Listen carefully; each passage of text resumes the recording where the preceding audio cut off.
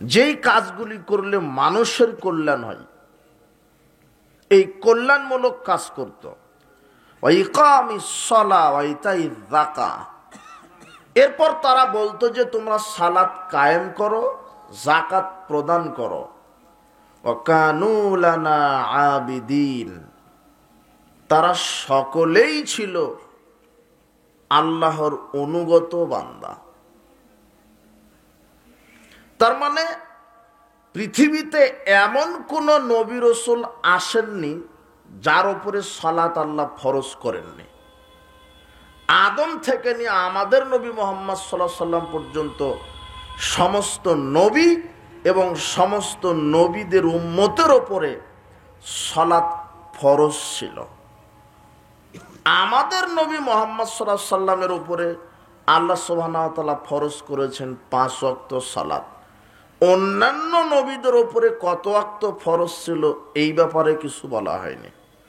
তবে আল্লাহ সুবহানাহু ওয়া তাআলা যে আয়াত বললেন তাতে আমরা বুঝতে পারলাম যে পৃথিবীতে এমন কোন নবী রাসূল আসেননি যার উপরে সালাত ফরজ ছিল না।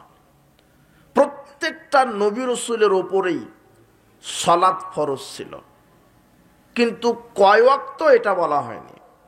কিন্তু উম্মতে মুহাম্মাদের উপরে কয় ওয়াক্ত সালাত ফরজ? 5 ওয়াক্ত।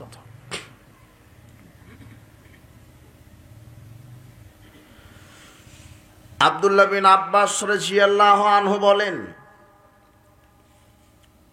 লাম্মা বাআসান নবী সাল্লাল্লাহু আলাইহি ওয়াসাল্লাম মুআয ইবনে জাবাল নাহওয়াল ইয়ামান, মুআয বিন জাবালকে রাসূল সাল্লাল্লাহু আলাইহি ওয়াসাল্লাম যখন ইয়ামানে পাঠালেন তখন বললেন, মুআয ইন্নাকা তাকদামু আলা কওমি মিন আহলিল কিতাব, তুমি ইহুদি খ্রিস্টানের নিকটে যাচ্ছ। ফালইয়াকুন আওয়ালা তাদউহুম ইলা আইয়ুহিদুল্লাহ তাআলা, সর্বপ্রথম তাদেরকে তাওহীদের দাওয়াত দিবে, জাতিকে বলে দিবা যে আগে তোমরা তাওহীদকে মেনে নাও, লা ইলাহা ইল্লাল্লাহ এটা আগে মেনে নাও। আল্লাহ ছাড়া প্রকৃত কোনো ইলাহা নাই, আল্লাহ ছাড়া প্রকৃত কোনো মাবুদ নাই, আল্লাহ ছাড়া প্রকৃত কোনো আইনদাতা নাই, কোনো বিধানদাতা নাই, কোনো রাজ্জাক নাই, কোনো ক্ষমতাশীল কেউ নাই, কোনো পাপ ক্ষমাকারী নাই, তওবা কবুলকারী নাই, জান্নাত দাতা নাই, জাহান্নাম দাতা নাই, সন্তান দাতা নাই, কল্যাণ দাতা নাই, অকল্যাণ দাতা নাই, একমাত্র কে ছাড়া? আল্লাহ ছাড়া। আল্লাহ ছাড়া। এটা আগে স্বীকৃতি দাও, এই দাওয়াত আগে দিবে। ফাইযা আরাফু যালিক, যখন ইহুদি খ্রিস্টান তাওহীদকে মেনে নেবে, ফাখবিরহুম আন্নাল্লাহ কাদ ফারাজা আলাইহিম খামসা সালাওয়াত ফি ইয়াউমিহিম ওয়া লাইলাতিহিম, তখন তুমি তাদেরকে বলবা এখন তোমাদের উপরে দিনে রাতে 24 ঘন্টায় 5 ওয়াক্ত সালাত আল্লাহ ফরজ করেছেন। আগে তাওহীদ, তারপরে সালাত। ফাইদা সাল্লাউ, এরপরে যখন তারা সালাত আদায় করবে, আন্নাল্লাহ ফারাজা আলাইহিম যাকাতা ফি আমওয়ালিহিম তুখাযু মিন গানিম ফাতুরাদ্দু আলা ফাকিরিহিম, এরপরে তুমি তাদেরকে বলো এখন যাকাত দিতে হবে সম্পদের, এখন যাকাত দিতে হবে সম্পদের। তো যদি সামর্থ্য থাকে তাহলে সম্পদের যাকাত দিবে, যদি সামর্থ্য থাকে তাহলে সম্পদের যাকাত দিবে। তো আপনাকে আমি বুঝাতে চাইলাম এটাই যে সালাত সমস্ত নবীদের উপরে ফরজ, আর একজন মানুষের উপরে ঈমান আনার সাথে সাথে যেই জিনিসটা সর্বপ্রথম ফরজ সেটা হলো 5 ওয়াক্ত সালাত। এখন যদি একটা হিন্দু অথবা ইহুদি অথবা খ্রিস্টান বলে আশহাদু আল্লা ইলাহা ইল্লাল্লাহু ওয়া আশহাদু আন্না মুহাম্মাদান আবদুহু ওয়া রাসূলুহু, জোহরের আগে বলেছে জোহর ওয়াক্ত হয়ে গেছে, ঈমান আনার সাথে সাথে তার উপরে এখন জোহরের সালাত আদায় করা ফরজ। ঈমান আনার সাথে সাথে তার উপরে 5 ওয়াক্ত সালাত ফরজ হয়, ওয়াক্ত মতো তাকে সালাত আদায় করতে হবে।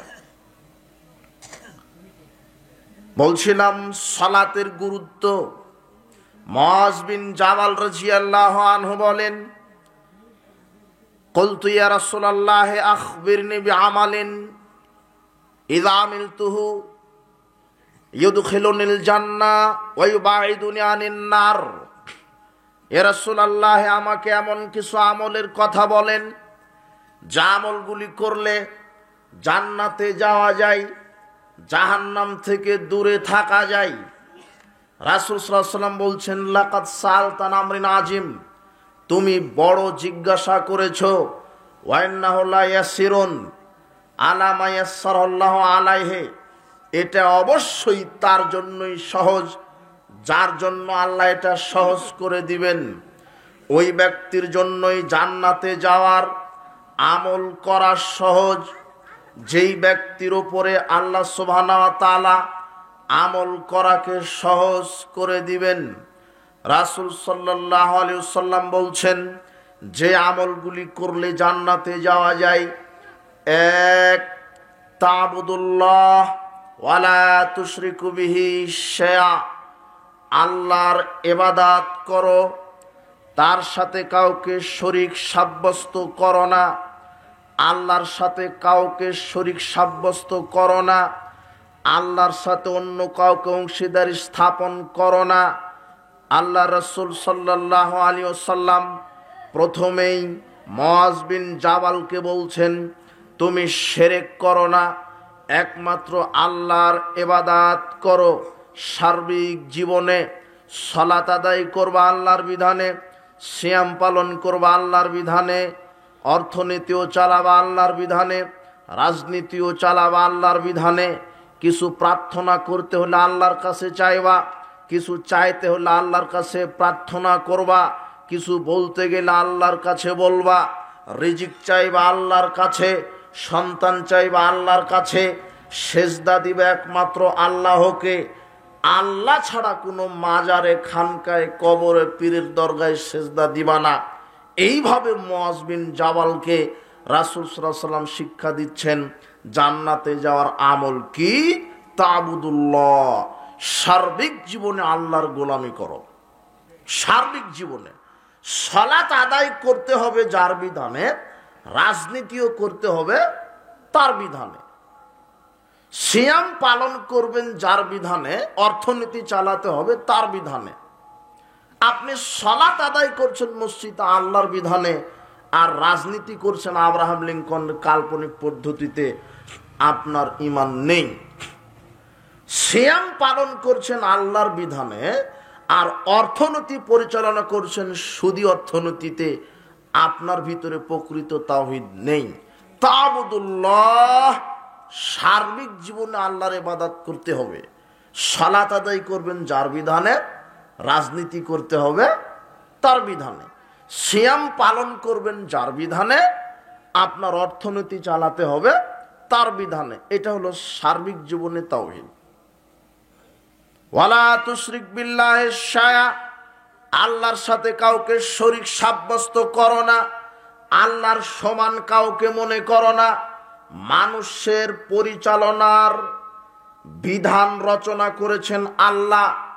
মানুষ সার্বিক জীবনে, ব্যক্তিগত জীবনে, সামাজিক জীবনে, রাজনৈতিক জীবনে, অর্থনৈতিক জীবনে, সার্বিক জীবনে যার বিধান দ্বারা পরিচালিত হবে সেই সত্তার নাম আল্লাহ সুবহানাহু ওয়া তাআলা। আপনি আল্লাহর সাথে অন্য কাউকে শরীক করবেন না। আপনি মুসলিম হতে হলে সার্বিক জীবনে আল্লাহর বিধান মেনে চলতে হবে, আল্লাহর আইনের দাসত্ব করতে হবে, তাহলেই আপনার তাওহীদ পরিপূর্ণ হবে। মুআয বিন জাবালকে বলছেন, তুমি শিরক করো না, একমাত্র আল্লাহর হক বান্দার উপরে। মুআয বিন জাবালকে অন্য হাদিসে বলছেন, মুআয, হাল তাদরি হাক্কুল্লাহি আলা ইবাদিহি ওয়া মা হাক্কুল ইবাদি আলাল্লাহ। মুআয, তুমি কি জানো বান্দার উপরে আল্লাহর হক কি, আর আল্লাহর উপরে বান্দার হক কি? মুআয বিন জাবাল বলছেন, এটা আমার জানা নাই, আল্লাহ এবং তার রাসূলই ভালো জানেন। রাসূল সাল্লাল্লাহু আলাইহি ওয়াসাল্লাম তখন বললেন, হাক্কাল্লাহি আলাল ইবাদে, আল্লাহর হক বান্দার উপরে, আয়াবুদুহু ওয়ালা ইউশরিকু বিহি শাইআ, বান্দা সার্বিক জীবনে আল্লাহর ইবাদত, আল্লাহর দাসত্ব করবে, তার সাথে শরীক সাব্যস্ত করবে না। বান্দা মসজিদে গিয়ে আল্লাহকে সেজদা করবে, মাজারে গিয়ে পীরকে সেজদা করবে না। বান্দা আল্লাহর নামে কুরবানি করবে, মানত করবে, কবর খানকায় নজর নেওয়াজ দিবে না। বান্দা আল্লাহর নিকটে গিয়ে প্রার্থনা চাইবে, আল্লাহর কাছে প্রার্থনা করবে দুই হাত তুলে। মাজারে খানকায় আপনার ওই ছবি মূর্তি, প্রতিকৃতি, গাছ, বানর, পাথর, গজাল মাছ, কবুতর, এদের কাছে গিয়ে প্রার্থনা চাইবে না। একমাত্র প্রার্থনা করবে আল্লাহর কাছে। এটা আল্লাহর হক, আল্লাহর অধিকার যে বান্দা সার্বিক জীবনে একমাত্র তার ইবাদত করবে। একমাত্র আল্লাহর হক বান্দার নিকট থেকে সেজদা পাওয়ার। কিন্তু এই বান্দা আল্লাহকে সেজদা করছে, মাজারেও সেজদা করছে, আল্লাহর হককে নষ্ট করেছে, এই ব্যক্তি মুশরিক। রাসূল সাল্লাল্লাহু আলাইহি ওয়াসাল্লাম বলছেন, তুমি আল্লাহর ইবাদত করো, তার সাথে কাউকে শরীক সাব্যস্ত করো না। আর আল্লাহর হক হলো একমাত্র সার্বিক জীবনে তারই ইবাদত করবে, তারই দাসত্ব করবে, তার সাথে কাউকে শরীক সাব্যস্ত করবে না। ও হাক্কাল ইবাদি আলাল্লাহ, এরপরে বান্দার হক আল্লাহর উপরে, মানলাই আযেবা, যে আল্লাহর সাথে শরীক করবে না। আল্লাহ আযেবা মানলাই শুরু বিশায়া, যা আল্লাহর সাথে শরীক করবে না। বান্দার হক কি? আল্লাহ তাকে কোনোদিন শাস্তিও দিবেন না। আল্লাহর হক, বান্দা তুমি শিরক করো না। যখন বান্দা শিরক করবে না, তখন আল্লাহ বলবেন, ঠিক আছে বান্দা, এখন আমি তোমার হক দিয়ে দিব। কি? তুমি আমার সাথে শিরক করনি, এখন আমি আল্লাহ তোমাকে আর আযাব দিব না। তুমি শিরক করো না, আমি কি দিব না? আযাব দিব না। তুমি যদি শিরক করো তাহলে কি দিব? আযাব দেব। আল্লাহর হক আপনি নষ্ট করবেন না, আল্লাহর সাথে অন্য কাউকে শিরক করবেন না, শরীক করবেন না। আর বান্দার হক, আল্লাহ বান্দাকে শাস্তি দিবেন না। বলছিলাম, মুআয বিন জাবাল রাদিয়াল্লাহু আনহু বলছেন, আমাকে এমন কিছু আমলের কথা বলেন যে আমলগুলি জান্নাতে নিয়ে যাবে, জাহান্নাম থেকে দূরে রাখবে। রাসূল সাল্লাল্লাহু আলাইহি ওয়াসাল্লাম বলছেন, তুমি আল্লাহর ইবাদত করো, তার সাথে কাউকে শরীক সাব্যস্ত করো না। 2 ওয়া তুকিমুস সালাহ, সালাত আদায় করো। তুতি যাকাত, যাকাত প্রদান করো। ওয়াতা সোম রমাদান, রমাদানের সিয়াম পালন করো। ওয়াতা হজ্জুল বাইত, সামর্থ্য থাকলে হজ করো। এই আমলগুলি যদি করো, জান্নাতে যাওয়া যাবে, জাহান্নাম থেকে বেঁচে থাকা যাবে। রাসূল সাল্লাল্লাহু আলাইহি ওয়াসাল্লামকে জিজ্ঞাসা করা হলো, আইউল আমালে আকরাবু ইলাল জান্নাহ, কোন আমল জান্নাতের নিকটে, কোন আমল করলে জান্নাতের নিকটে, জান্নাতে সহজে যাওয়া যায়, কোন আমল করলে জান্নাতে সহজে যাওয়া যায়? রাসূল সাল্লাল্লাহু আলাইহি ওয়াসাল্লাম বলছেন, সালাতু আলা মাওয়াকিতিহা, ওয়াক্ত মতো কেউ যদি 5 ওয়াক্ত সালাত আদায় করে, তাহলে জান্নাতে সহজে চলে যাওয়া যায়। মুআয বিন জাবাল রাদিয়াল্লাহু আনহু বলছেন, আমাকে আমলের কথা বলেন যে আমলগুলি করলে জান্নাতে যাওয়া যাবে, জাহান্নাম থেকে দূরে থাকা যাবে।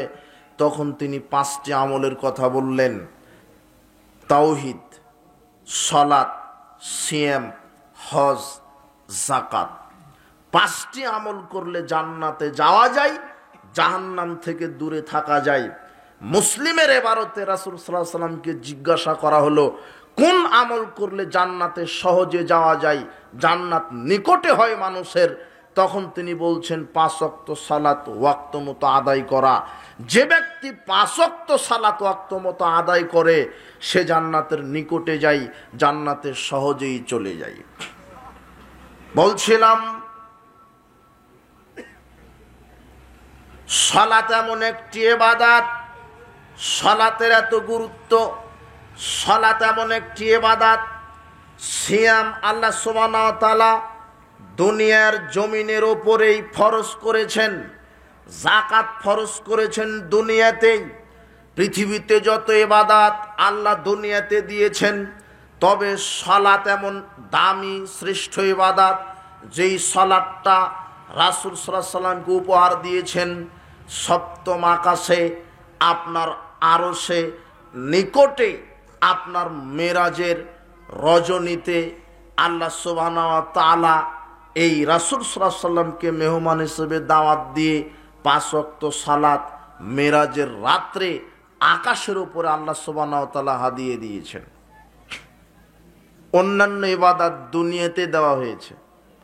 আব্দুল্লাহ বিন মাসউদ রাদিয়াল্লাহু আনহু বলছেন, ফাউতি রাসূলুল্লাহ সাল্লাল্লাহু আলাইহি ওয়াসাল্লাম সালাসান, রাসূল সাল্লাল্লাহু আলাইহি ওয়াসাল্লামকে মেরাজের রজনীতে আল্লাহ 3টা জিনিস দিয়েছে। এক, ফাউতিয়াস সালাওয়াতিল খামস, আল্লাহ সুবহানাহু ওয়া তাআলা রাসূল সাল্লাল্লাহু আলাইহি ওয়াসাল্লামকে মেরাজের রজনীতে 5 ওয়াক্ত সালাত দিয়েছেন। দুনিয়াতে 5 ওয়াক্ত সালাত ফরজ করেননি। কোথায় ফরজ হয়েছে? সপ্তম আকাশে। মেরাজে রাসূল সাল্লাল্লাহু আলাইহি ওয়াসাল্লামকে মেহমান হিসেবে দাওয়াত দিয়ে আল্লাহ সুবহানাহু ওয়া তাআলা সালাতকে উপহার দিয়েছেন। 2, খাওয়াতিমাস সূরাতুল বাকারা, কোরআন মাজিদের সব আয়াত এই দুনিয়ার ওপরেই নাজিল হয়েছে জিবরাইল আমিনের মাধ্যমে, কিন্তু সূরা বাকারার শেষ কয়েকটি আয়াত, বলতে গেলে শেষ 2টি আয়াত আল্লাহ সুবহানাহু ওয়া তাআলা মেরাজের রজনীতে উপহার দিয়েছে। রাসূল সাল্লাল্লাহু আলাইহি ওয়াসাল্লাম বলছেন, মান কারাহুমা লাইলাতান কাফাতাহু, কেউ যদি সূরা বাকারার শেষ 2টি আয়াত রাতে পড়ে ঘুমাতে পারে, তার জন্য জান্নাতে যাওয়ার জন্য 2টি আয়াতই যথেষ্ট। এটা ফজিলত। যেই 2টা আয়াত আল্লাহ সুবহানাহু ওয়া তাআলা মেরাজে নিয়ে গিয়ে দিয়েছেন রাসূল সাল্লাল্লাহু আলাইহি ওয়াসাল্লামকে। 3, ওয়া গুফিরা লিমান লা ইউশরিক বিল্লাহি শাইআ মিন উম্মাতিহি আল মুকহিমাত, আল্লাহ সুবহানাহু ওয়া তাআলা আমাদের নবীকে মেরাজের রজনীতে বলেছেন, শোনো মুহাম্মদ, তোমার উম্মতের মধ্যে যারা আমার সাথে শিরক করবে না তাদেরকে আমি ক্ষমা করে দিয়েছি। যদি আল্লাহর সাথে শিরক করেন তাহলে ক্ষমা হবে না। এছাড়া যত পাপই আপনি করেন ক্ষমা হবে, জান্নাত হবে একদিন। তবে শিরক করে মারা গেলে জান্নাত হারাম, সে কোনোদিন জান্নাতে যেতে পারবে না। আবু যার গিফারি রাদিয়াল্লাহু আনহু বলছেন, আতাইতুন নবিয়্য সাল্লাল্লাহু আলাইহি ওয়াসাল্লাম, আমি রাসূল সাল্লাল্লাহু আলাইহি ওয়াসাল্লামের নিকটে গেলাম, তিনি ঘুমিয়ে আছেন। সুম্মা আতাইতুহু ক্বাদ ইস্তাইকাযা, আমি এরপরে আবার গেলাম, দেখলাম যে তিনি ঘুম থেকে উঠলেন। উঠে বলছেন, আবু যার, মা মিন আবদিন ইল্লা ক্বাল লা ইলাহা ইল্লাল্লাহ, যে কোনো মানুষ যদি বলে লা ইলাহা ইল্লাল্লাহ ইল্লা দাখালাল জান্নাহ, আল্লাহ তাকে জান্নাতে প্রবেশ করাবেন। যে কোনো মানুষ যদি বলতে পারে লা ইলাহা ইল্লাল্লাহ। আবু যার গিফারি বলছেন, ওয়াইন সানা ওয়াইন সারাকা, যদিও সে চুরি করে, জেনা করে, অফিরায়াতিন ওয়াইন সারাবা, যদিও সে মদ পান করে, তবুও কি জান্নাতে যাবে? হ্যাঁ। রাসূল সাল্লাল্লাহু আলাইহি ওয়াসাল্লাম বলছেন, হ্যাঁ, চুরি করলে, জেনা করলে, মদ পান করলেও জান্নাতে যাবে। হাদিস বুখারী মুসলিম। মনে হচ্ছে যে চুরি করলে, জেনা করলে, মদ পান করলেও জান্নাতে যাওয়া যাবে, এটা মনে ভাবছেন মনে হয়। দেখেন তো, হাদিস বুঝেন আগে। রাসূল সাল্লাল্লাহু আলাইহি ওয়াসাল্লাম বলছেন যে কেউ যদি লা ইলাহা ইল্লাল্লাহ বলে মারা যেতে পারে সে জান্নাতে যাবেই। তখন আবু যার বলছেন, চুরি করলে, জেনা করলে, মদ পান করলেও কি জান্নাতে যাবে? বলছে, হ্যাঁ যাবে। তার মানে হাদিস আপনি কি এটা বুঝতে চাচ্ছেন নাকি যে চুরি জেনা করলেও জান্নাতে যাওয়া যায়? এই হাদিসটার শিক্ষা এইভাবে নিতে হবে কি, কেউ যদি লা ইলাহা ইল্লাল্লাহ বলে, অর্থাৎ কারো যদি লা ইলাহা ইল্লাল্লাহ টিকে থাকে তাহলে সে জান্নাতে যাবেই যাবে। কিন্তু কারো যদি লা ইলাহা ইল্লাল্লাহ না টিকে তাহলে সে জান্নাতে যাবে না। আর চুরি করলে, জেনা করলে, মদ পান করলেও জান্নাতে যাবে, এর ব্যাখ্যা হলো চুরি করা, জেনা করা, মদ পান করা জাহান্নামে যাওয়ার মতো পাপ। কেউ যদি চুরি করে, জেনা করে, মদ পান করে, এও জান্নাতে যাবে, তবে জাহান্নাম খাটার পরে, জাহান্নাম খাটার পরে। কিন্তু শিরক করে যদি মারা যায়, তাহলে এর জান্নাতে যাওয়ার আর সুযোগই নেই। এই জন্য মুহাম্মদ সাল্লাল্লাহু আলাইহি ওয়াসাল্লাম বলছেন, কেউ যদি লা ইলাহা ইল্লাল্লাহর উপর মারা যেতে পারে। আমরা অজু ভঙ্গের কারণ জানি। অজু করে মসজিদের বারান্দাতে পা দিতেই বায়ু নিরসন হয়েছে, অজু আছে না। সিয়াম রেখেছেন, সূর্য ডুবতার 5 মিনিট পূর্বে আপনি এক গ্লাস পানি পান করে নিলেন, সিয়াম আছে নাই? তার মানে সিয়াম ভাঙার কারণ আপনার জানা আছে, অজু ভঙ্গের কারণ আপনার জানা আছে। কিন্তু দুর্ভাগ্যজনক সত্য কথা, সাধারণ মুসলিম তো বহুদূরের কথা, এদেশের অনেক হুজুর আছে, ইমাম খতিব আছে, এদের ইমান ভঙ্গের কারণ জানা নাই। ইমান ভেঙে যায়, ইমান, মুসলমানিত্ব নষ্ট হয়, ইসলাম নষ্ট হয়, এই কারণ জানা নাই। কি কারণ?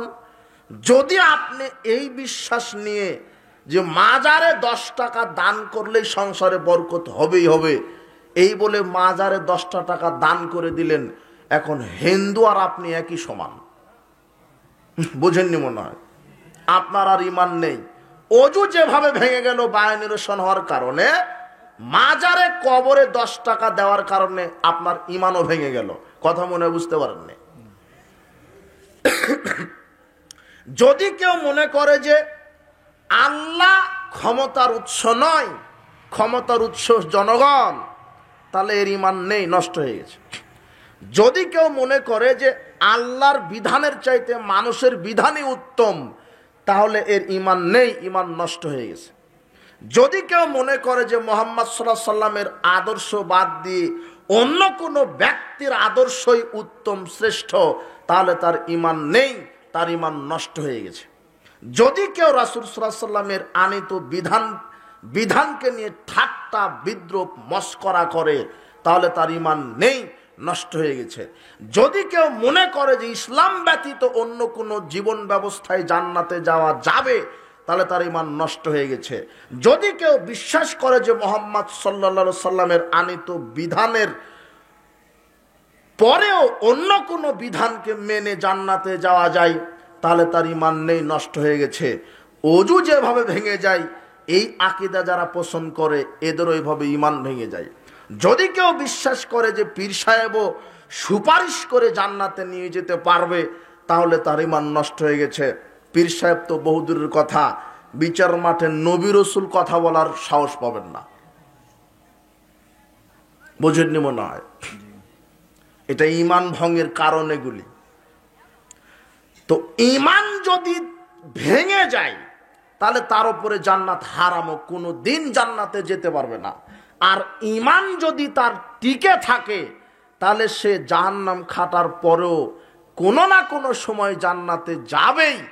তাই তো রাসূল সাল্লাল্লাহু আলাইহি ওয়াসাল্লাম বলছেন, যে ইমান নিয়ে মারা যাবে, লা ইলাহা ইল্লাল্লাহর ওপরে মারা যাবে, সে জান্নাতে যাবেই। আবু যার গিফারি বলছেন, জেনা করলে, চুরি করলেও কি? রাসূল সাল্লাল্লাহু আলাইহি ওয়াসাল্লাম বলছেন, হ্যাঁ, জেনা করলে, চুরি করলেও জান্নাতে যাবে। কেন?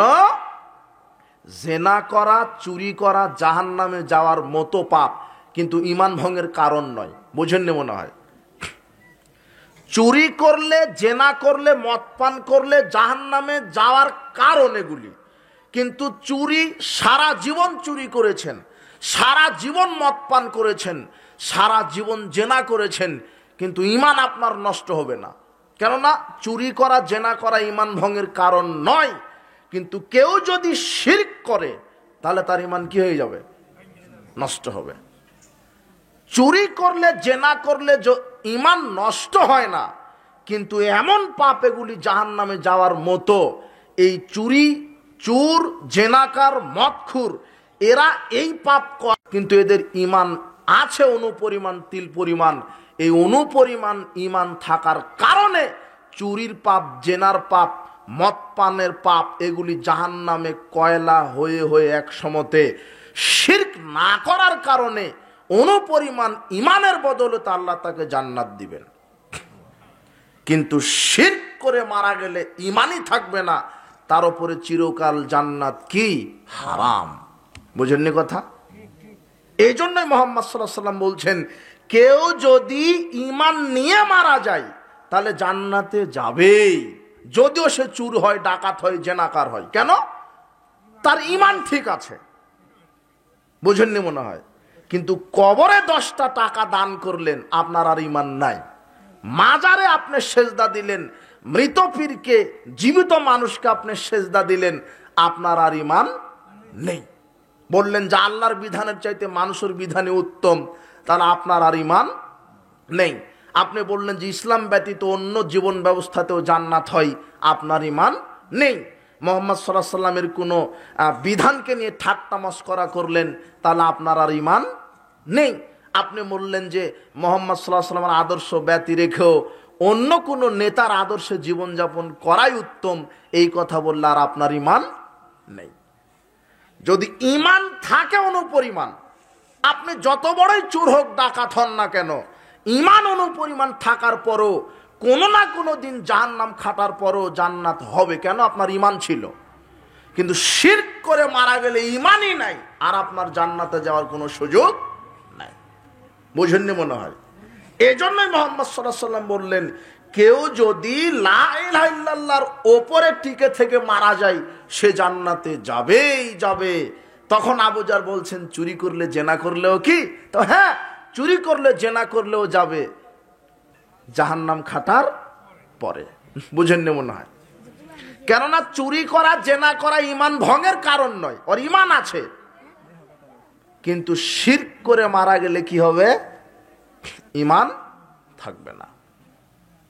তার মানে কি বুঝতে চাচ্ছেন যে চুরি করব, জেনা করব, তাও জান্নাত হবে? তো আল্লাহ যদি বলে যে একদিন জাহান্নামে থাকো, তাহলে থাকতে হবে 50,000 বছর। কত বছর? 50,000 বছর। যখন একেবারে পুড়ে পুড়ে কয়লা হয়ে যাবেন, তারপরেও নহরে হায়াত, ওখানে গোসল দেওয়াবেন। গোসল দিয়ে অনুপরিমাণ ইমানের কারণে জান্নাতে দিবেন, তবে আপনার কপালে লেখা থাকবে জাহান্নামিউন।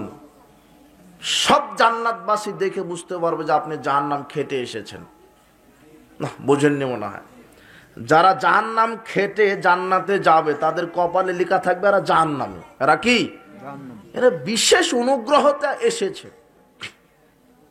তো কত হাজার বছর পর যার আকল বিবেক বুদ্ধি আছে, সে আল্লাহর কাছে বলবে, আল্লাহ আমাকে জেনাবা বিচার, হারাম খাওয়া থেকে বিরত রাখো, বিচারের মাঠে যেন আমি সহজ হিসাব দিয়ে সরাসরি জান্নাতে যেতে পারে, আল্লাহ কবুল করো। বলছিলাম, এই জন্য রাসূল সাল্লাল্লাহু আলাইহি ওয়াসাল্লাম মুআয বিন জাবালকে বললেন, জান্নাতে যেতে পারবা, জাহান্নাম থেকে বাঁচতে পারবা যদি আল্লাহর সাথে শিরক না করো, আর সার্বিক জীবনে আল্লাহর তাওহীদকে মেনে নাও, ইবাদত করো, 5 ওয়াক্ত সালাত আদায় করো, রমাদানের সিয়াম পালন করো, সামর্থ্য থাকলে যাকাত দিবা, সামর্থ্য থাকলে হজ করবা, তাহলে জান্নাতে যাওয়া যাবে, জাহান্নাম থেকে বাঁচা যাবে। রাসূল সাল্লাল্লাহু আলাইহি ওয়াসাল্লামকে জিজ্ঞাসা করা হলো, জান্নাতের নিকটে যাওয়া যায় কোন আমলে, কোন আমল করলে জান্নাতে যাওয়া সহজ? তিনি বললেন 5 ওয়াক্ত সালাত।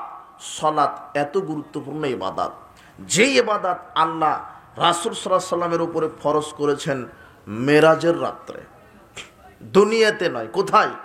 আকাশে। আব্দুল্লাহ বিন ওমর রাদিয়াল্লাহু আনহু বলেন, রাসূল সাল্লাল্লাহু আলাইহি ওয়াসাল্লাম বলেছেন, বুনিয়াল ইসলাম আলা খামসিন, ইসলামের বুনিয়াদ 5টি। শাহাদাতিয়ান লা ইলাহা ইল্লাল্লাহ, এক আল্লাহ ছাড়া প্রকৃত কোনো মাবুদ নেই, এই সাক্ষ্য দেওয়া। ওয়া আন্না মুহাম্মাদার রাসূলুল্লাহ, আর মুহাম্মদ সাল্লাল্লাহু আলাইহি ওয়াসাল্লাম আল্লাহর প্রেরিত রসুল এই বলে সাক্ষ্য দেওয়া, এটা 1 নাম্বার বুনিয়াদ, 1 নাম্বার খুঁটি। 2 ওয়াইকামিস সালাহ, 5 ওয়াক্ত সালাত। 3 ওয়াইতাই যাকাত, সামর্থ্য থাকলে সম্পদের যাকাত দেওয়া। 4 ওয়াল হজ্জে, সামর্থ্য থাকলে হজ পালন করা। সওমে রমাদান, রমাদানের সিয়াম পালন করা।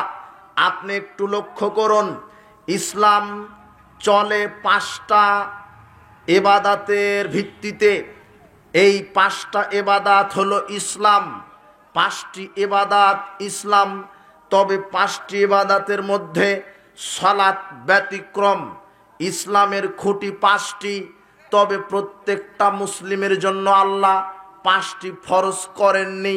অবাক কথা, আপনার 1 নাম্বার খুঁটি কালেমা শাহাদাত। যদি কোনো মুসলিম জীবনে একবার কালেমা শাহাদাত পাঠ করে আর বিগত কোনো দিন যদি শিরক না করে, তাহলে জান্নাতে যাওয়া সম্ভব ইনশাআল্লাহ। দ্বিতীয়বার কালেমা শাহাদাত পাঠ না করলেও হবে। 2 হজ। হজ এমন একটা ইবাদত, ধনীদের উপরে যাদের সামর্থ্য আছে, তাও প্রতি মাসে নয়, প্রতি বছরে নয়, জীবনে একবার। বুঝেননি মনে হয়। যারা গরিব, যারা অসহায়, যারা মিসকিন, যারা ফকির, এদের উপরে হজ ফরজ নয়। ধনীদের উপরে হজ ফরজ, তাও মাসে, বছর তো বহু দূরের কথা, ওর সারা জীবনে কয়বার? একবার। এরপরে আসেন যাকাত। ওই আপনার গরিব, ফকির, মিসকিন, অসহায়, এদের উপরে যাকাত ফরজ নয়। আপনার এই রাস্তায় কে কথা বলে? আর এই বাচ্চারা এখানে কয়েকজন কথা বলছে, এরা কি? এরা মানুষ না কুকুর শ্রীগাল? আমি কিভাবে কথা বলছি না? আমি তো এতক্ষণ ভদ্রতা দেখাচ্ছি আপনাদের সাথে। আল্লাহ সুবহানাহু ওয়া তাআলা বলছেন, যেখানে কোরআন হাদিসের কথা হয় ওই সময়তে যারা কথা বলে এরা হলো কুকুর শ্রীগালের চাইতে খারাপ, শুয়োরের চাইতে খারাপ। এটা আল্লাহ বলছেন। আমি তো আপনাকে মানুষই মনে করছি না এখন। আমি এখানে কথা বলছি, আপনি রাস্তাতে কথা বলেন, আরে ছেলে তুমি এই জায়গায় কেন দাঁত বের করে গল্প কিচ্ছে কাহিনী করো, ফাজলামি করো নাকি ধর্মের সাথে?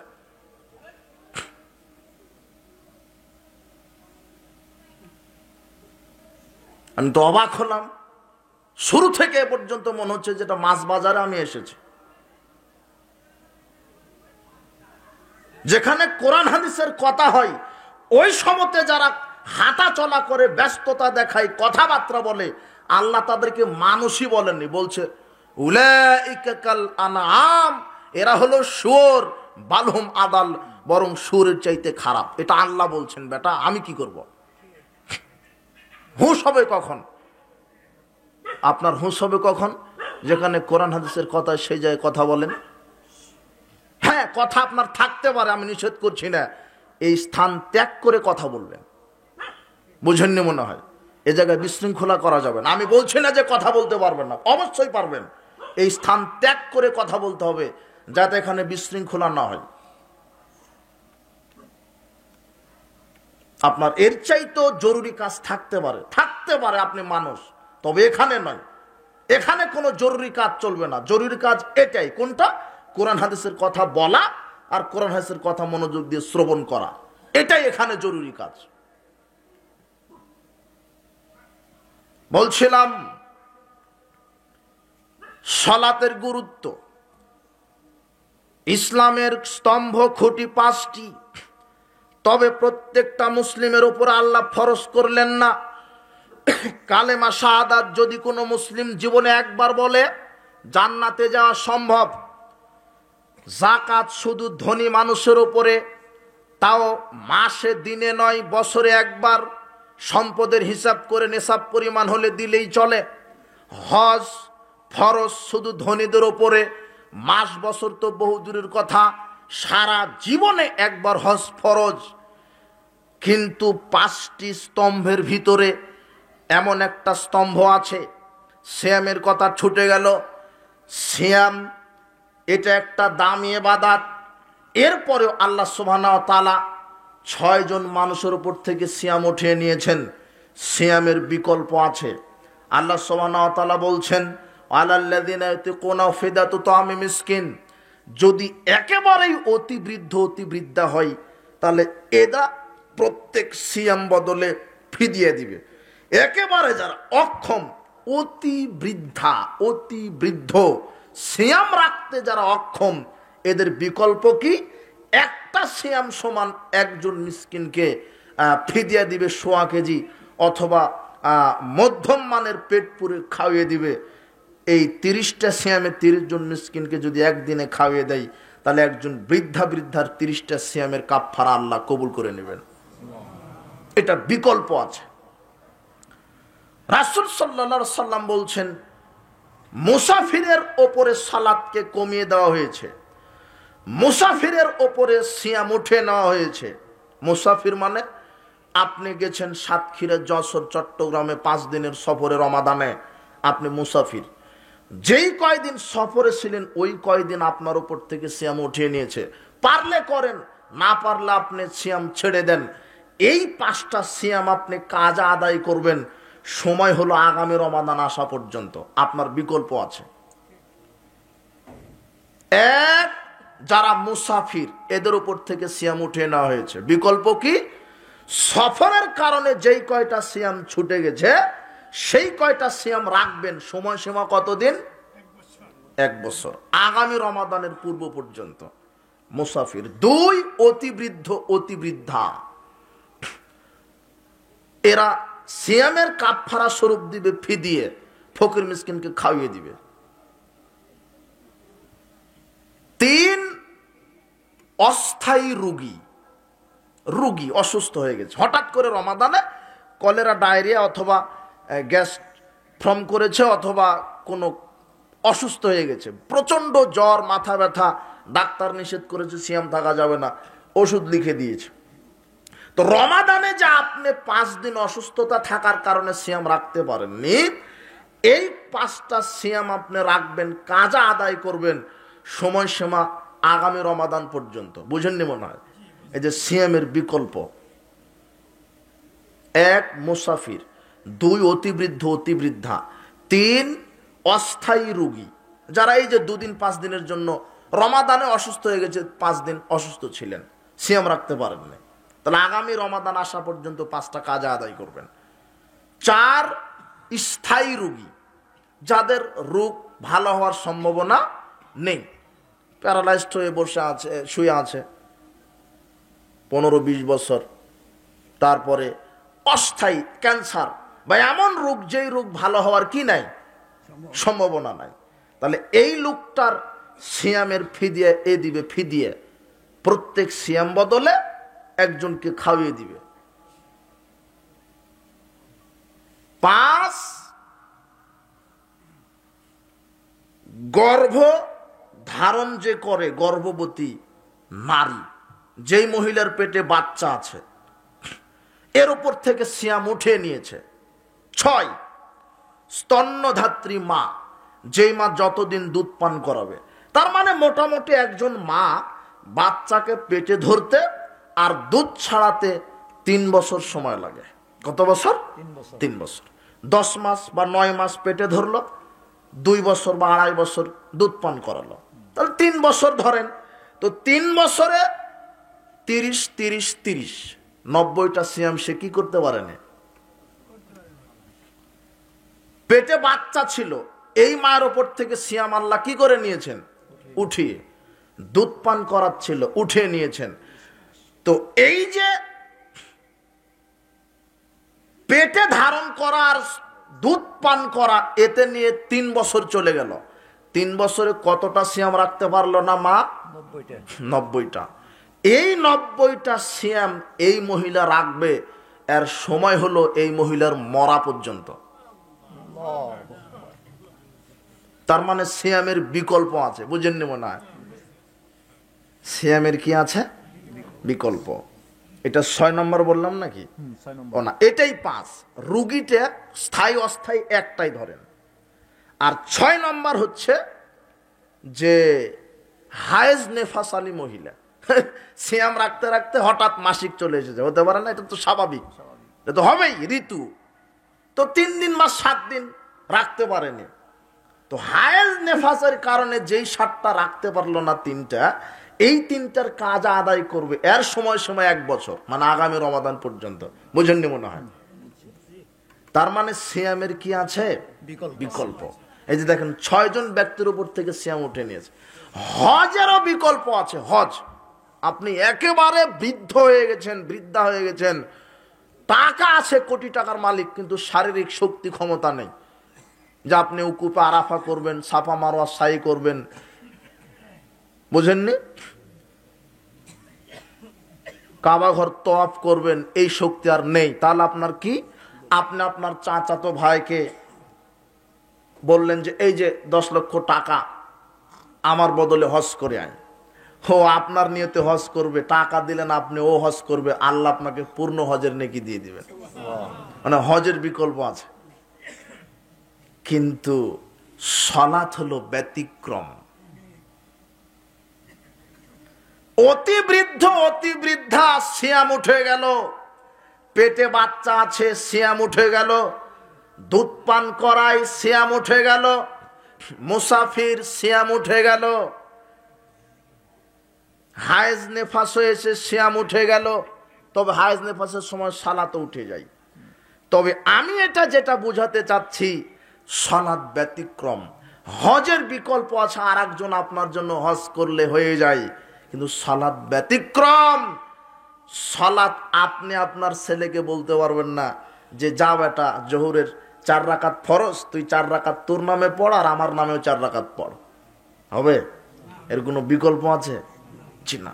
সালাত বৃদ্ধ বৃদ্ধা দেখে না, সালাত মুসাফির দেখে না, সালাত অসুস্থতা দেখে না, সালাত পেটে বাচ্চা আছে না নাই দেখে না, সন্তানকে দুধ পান করানো হচ্ছে কি হচ্ছে না এটা দেখে না। যার বুদ্ধি বিবেক আছে, আকেল বালেক, নারী পুরুষ বৃদ্ধ বৃদ্ধা, প্রত্যেকটা মুসলিমের উপরে মাসে বছরে 30টা দিন সিয়াম ফরজ। যদিও আপনার উপরে ফরজ বছরে কয়টা? 30টা। হজ ফরজ সারা জীবনে একবার, জাকাত ফরজ বছরে একবার, কিন্তু সালাত দৈনিক, এটা মাসে নয়, বছরে নয়, সারা জীবনে নয়, একজন মুসলিমের উপরে দৈনিক 5 বার সালাত আদায় করা ফরজ। এটা হলো সালাতের গুরুত্ব। এ বৃদ্ধ বৃদ্ধা দেখে না, এ ছেলে মেয়ে দেখে না, পেটে বাচ্চা আছে না নাই, স্তনপা দুধ পান করাই বা না করাই এটাও দেখে না। প্রত্যেকটা বৃদ্ধ বৃদ্ধা, আকেল বালেক, প্রত্যেকটা নারী পুরুষকে 5 ওয়াক্ত সালাত আদায় করতে হবে, করতে বাধ্য। এর নাম সালাত। কিছু দেখবে না, উপায় নাই, উপায় নাই। আপনি যে ওজোর দেখাবেন, সালাতের জন্য কোনো ওজোর চলে না। কি ওজোর দেখাবেন? ওহো, আমার তো সালাতের ওয়াক্ত হয়ে গেছিল, কিন্তু আমি তো পানি পাইনি, তাই সালাত আদায় করতে পারিনি, এই ওজোরও চলবে না। আল্লাহ বলছেন পানি নাই, মাটি আছে, তায়াম্মুম করে সালাত আদায় করো। পানি থাকলে ওযু করবেন, পানি নাই, পানি আছে কিন্তু অপবিত্র, হবে না। তাহলে এখন তায়াম্মুম করেন, তায়াম্মুম করবেন পবিত্র মাটি দিয়ে। ওযু করার জন্য পানি দরকার, পানি নেই। তায়াম্মুম করার জন্য মাটি দরকার, মাটি নেই। বিনা তায়াম্মুম, বিনা ওযুতেই সালাত। বুঝেননি মনে হয়? মানে সালাত আপনার ওযুর দেখতে চাচ্ছে না, ওয়াক্ত হয়ে গেছে, পানি আছে ওযু করেন, নাই তায়াম্মুম করেন। তায়াম্মুম করতে মাটি লাগে, মাটি নাই, বিনা ওযু বিনা তায়াম্মুমেই সালাত আদায় করেন। বুঝেননি মনে হয়? সালাতের কোনো ওযুর নেই। পরিষ্কার পোশাক পরে সালাত আদায় করতে হয়। আপনার পেশাব পায়খানা লাগা পোশাক ছাড়া পরিষ্কার পোশাক নেই, ওই অপবিত্র পোশাক পরেই সালাত আদায় করেন। কোনো পোশাকই নাই, পবিত্র আর অপবিত্র কি কোনো পোশাক নাই, উলঙ্গ, ওইভাবেই সালাত আদায় করেন। বুঝেননি মনে হয়? এর নাম সালাত। হ্যাঁ বৃদ্ধ, হ্যাঁ বৃদ্ধা, আপনাকে বলছি কোনো ওজোর চলবে না। আপনার পেশাব পড়তেই থাকে, আপনি অতি বৃদ্ধ মানুষ, বৃদ্ধা নারী, পেশাব আটকাতে পারেন না, অজু করে সালাতে দাঁড়িয়েছেন, ঝরঝর করে পেশাব বের হয়ে গেল বয়সের কারণে। অতি বৃদ্ধা, অতি বৃদ্ধ, পেশাব আটকাতে পারেন না আপনি, পেশাব আটকে না সব সময় পেশাব বের হয়ে যায়, এদিকে পেশাব বের হতেই থাকুক আর আপনি সালাত আদায় করতেই থাকেন, আল্লাহ আপনার পুরো সালাত কবুল করে নেবেন, কোনো সমস্যা নেই। ওটা আপনার রোগ, ওটা আপনার সমস্যা বয়সের কারণে। দাঁড়িয়ে সালাত আদায় করতে হয়, দাঁড়িয়ে পারেন না, বসে বসে সালাত আদায় করতে হয়, বসেও পারেন না, এবারে শুয়ে থেকে দুই পাটা কেবলার দিকে দিয়ে দিবেন, ইশারাতে সালাত হবে। আল্লাহু আকবার, তাকবীরে তাহরিমে বেঁধে নিলেন হাত, এরপরে সূরা ফাতিহা বলেন, অন্য একটা সূরা বলেন, তারপরে আল্লাহু আকবার বলে রুকুতে গেলেন, মানে ইশারাতে, অথচ আপনি শুয়ে আছেন, বুঝেননি মনে হয়, ইশারাতে আল্লাহু আকবার, রুকুতে গিয়ে সুবহান রাব্বিয়াল আযীম, এই ইশারাতে বলছেন সামি আল্লাহু লিমান হামিদা, রব্বানা লাকাল হামদ, আল্লাহুম্মা রব্বানা লাকাল হামদ, ইশারাতে আল্লাহু আকবার, মানে সিজদায় চলে গেছেন, এবার বলবেন সুবহান রাব্বিয়াল আলা, আবার আল্লাহু আকবার, আল্লাহুম্মা গফিরলি ওয়ারহামনি ওয়াজবুরনি ওয়াহদিনি ওয়াফিনি ওয়ারযুকনি। আপনি কিন্তু শুয়ে আছেন, কিন্তু সব ফাংশন ইশারাতে হয়ে যাচ্ছে, বুঝেননি মনে হয়। তারপরও সালাত কোনো ওজুর দেখবে না, এর নাম সালাত, এর নাম সালাত। লা সালাতা লিমান লাম ইয়াকরা বিফাতিহাতিল কিতাব, সূরা ফাতিহা ছাড়া সালাত হবে না। কিন্তু আপনার এই সমাজে এমনও অতি মূর্খ বৃদ্ধ বৃদ্ধা নারী আছে, কিছুই জানে না, সূরা ফাতিহাও জানা নাই। অনেক মানুষকে জিজ্ঞাসা করেন, আপনি বলেন যে সালাত আদায় করেন, বলছে আমি তো সূরা কিছু জানি না, লজ্জা লাগে, আমি তো কিছুই জানি না। ও ভয়ে কিন্তু সালাত আদায় করেন, এই ভয়েই, তা আমি তো কিছু জানি না, উল্টা যদি পাপ হয়। আর আপনার তাবলিগ জামাতের লোকেরা সূরা ফাতিহা তো কিসের কি, আগে ওকে শিখতে হবে ওজুর দোয়া, বিসমিল্লাহির রহমানির রহিম, আল ইসলামু হাক্কুন আল কুফরু বাতিলুন আল ঈমানু নূরুন আল কুফরু জুলমাতুন, এটা আগে শিখতে হবে।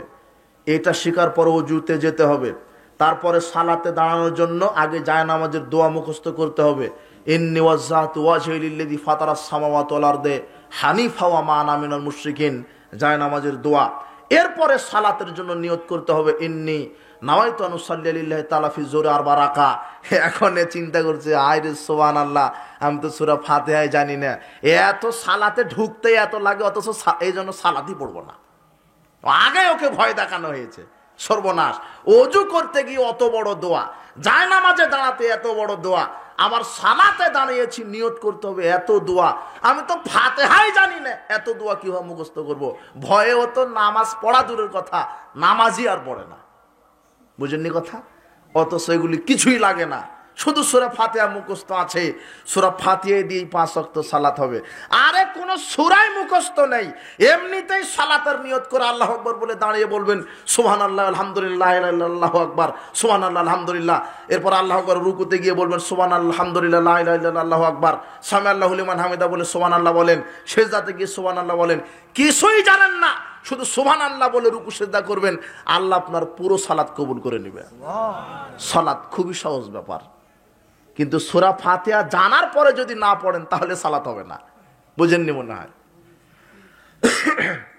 কিন্তু আপনি কিছুই জানা নাই, সেই ক্ষেত্রে আপনি সালাতে তাসবিহ পাঠ করেন, সালাত আপনার হয়ে যাবে। সালাত খুবই সহজ, এই জন্য কোনো ভয় পাওয়ার কোনো কারণ নাই। ওজুর যে দোয়া তৈরি করেছে ওটা শয়তান তৈরি করেছে, হাদিসে দোয়া নেই, হাদিসে আছে বিসমিল্লাহ। কি বিসমিল্লাহ? জায়নামাজের দোয়া বলে শরীয়তে কোনো দোয়া নাই, ওটা ইবলিস শয়তানের তৈরি করা। আর নিয়ত যেটা মুখে বলছে ওটাও শয়তানেরা মিলে তৈরি করেছে, কোরআন হাদিসের পাতাতে কোনো অক্ষর দিয়ে লেখা হয়নি নিয়ত, বুঝেননি মনে হয়। কোরআন হাদিসের কোনো পাতাতে লেখা নাই যে সালাতের নিয়ত। নিয়ত হলো করা লাগে, ইন্নামাল আমালু বিন্নিয়াত, ওটা নিয়ত করেছেন কখন? ও যে দাঁড়াতে হয়ে গেছে যে আমি জোহরের 4 রাকাত পড়বো, ওটা অন্তরে হয়ে গেছে, মুখে আর বলা লাগবে না। কাজেই সালাত আপনার কোনো ওজুর দেখবে না, যে কোনো মূল্যে আপনাকে সালাত আদায় করতেই হবে। রাসূল সাল্লাল্লাহু আলাইহি ওয়াসাল্লাম বলছেন, মুরু আওলাদুকুম বিস-সালাত ওয়া হুম আবনাউ সাব'i সিনিন, তুমি তোমার সন্তানদেরকে সালাত আদায় করার জন্য বলো যখন 7 বছর, ওয়াদরিবুহুম আলাইহা ওয়া হুম আবনাউ 10 সিনিন, প্রহার করে সালাত আদায় করাও যখন 10 বছর। 7 থেকে 10 হতে 3 বছর লাগে। কত বছর? 3 বছর। একটা ছেলেকে 3 বছর পর্যন্ত সালাতের ট্রেনিং দিতে বলছেন মুহাম্মদ সাল্লাল্লাহু আলাইহি ওয়াসাল্লাম। কত বছর? 3 বছর। একটা সালাত শিখতে লাগবে আপনাকে 3 বছর। একটা ছেলেকে 3 বছর ধরে আপনার ছেলে মেয়েকে সালাতে প্রশিক্ষণ দিবেন। 10 বছর বয়স হলে সালাত আদায় করতে বাধ্য। আল্লাহ সুবহানাহু ওয়া তাআলা বলছেন, ওয়া'মুর আহলাকা বিস-সালাত ওয়াসতাবির আলাইহা, তুমি নিজে সালাত আদায় করো, ছেলে মেয়ে স্ত্রীকে সালাত আদায় করার জন্য নির্দেশ করো। যদি ছেলে মেয়ে স্ত্রী সালাত আদায় না করায় তাহলে পিটাও, স্ত্রীকেও পিটাও। এরপরেও করে না, উপদেশ দাও, সালাত আদায় করো, সালাত আদায় করো। স্ত্রীকে বলবেন, এই সালাত আদায় করো, করছে না, পিটাবেন। স্থান ত্যাগ করেন, বিছানা ত্যাগ করেন, বিছানা ত্যাগ করেও আদায় করছে না, পিটাবেন। পিটিও আদায় করছে না, পরের দিনে তালাক, ওকে আর রাখা যাবে না, হলো শয়তান। বুঝেননি মনে হয়? কিভাবে তালাক দিবেন? ও নামাজ পড়ে না, আপনিও পড়েন না। হাসছেন, অবাক কথা, এটা তো অবাক হলো। আর আরবি বিদ্বানগণ ফতোয়া দিচ্ছেন যে যদি স্ত্রী সালাত আদায় করে আর স্বামী সালাত আদায় না করে তাহলে এই বিবাহ তালাক, নেই, বিবাহ বাতিল, এমনিতেই বাতিল। কোর্ট লাগবে না, এমপি মন্ত্রী চেয়ারম্যান লাগবে না, হুজুর লাগবে না, কাবিন লাগবে না, কিছুই লাগবে না। স্বামী সালাত আদায় করে, স্ত্রী করে না, এদের বিবাহ তালাক, নেই বিবাহ। বুঝেননি মনে হয়? অটো তালাক। ইন্না বাইনা রাজুলে বাইনা শিরকুল কুফরি তারকুস সালাত, ইন্না বাইনা রাজুলে ওয়া বাইনা শিরকুল কুফরি তারকুস সালাত। মুশরিক আর মুসলমানের মধ্যে পার্থক্য হচ্ছে সালাত। তো মুশরিকের একটু আগেই আপনি বক্তব্য শুনলেন যে মুশরিক যে আল্লাহর সাথে শিরক করে তার কি থাকে না? ঈমান থাকে না।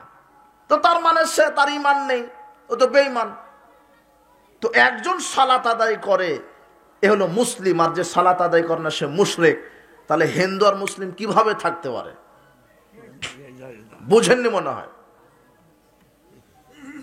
এটা আরবি বিদ্বানগণ ফতোয়া দিচ্ছেন, এটা আমাদের কথা নয়।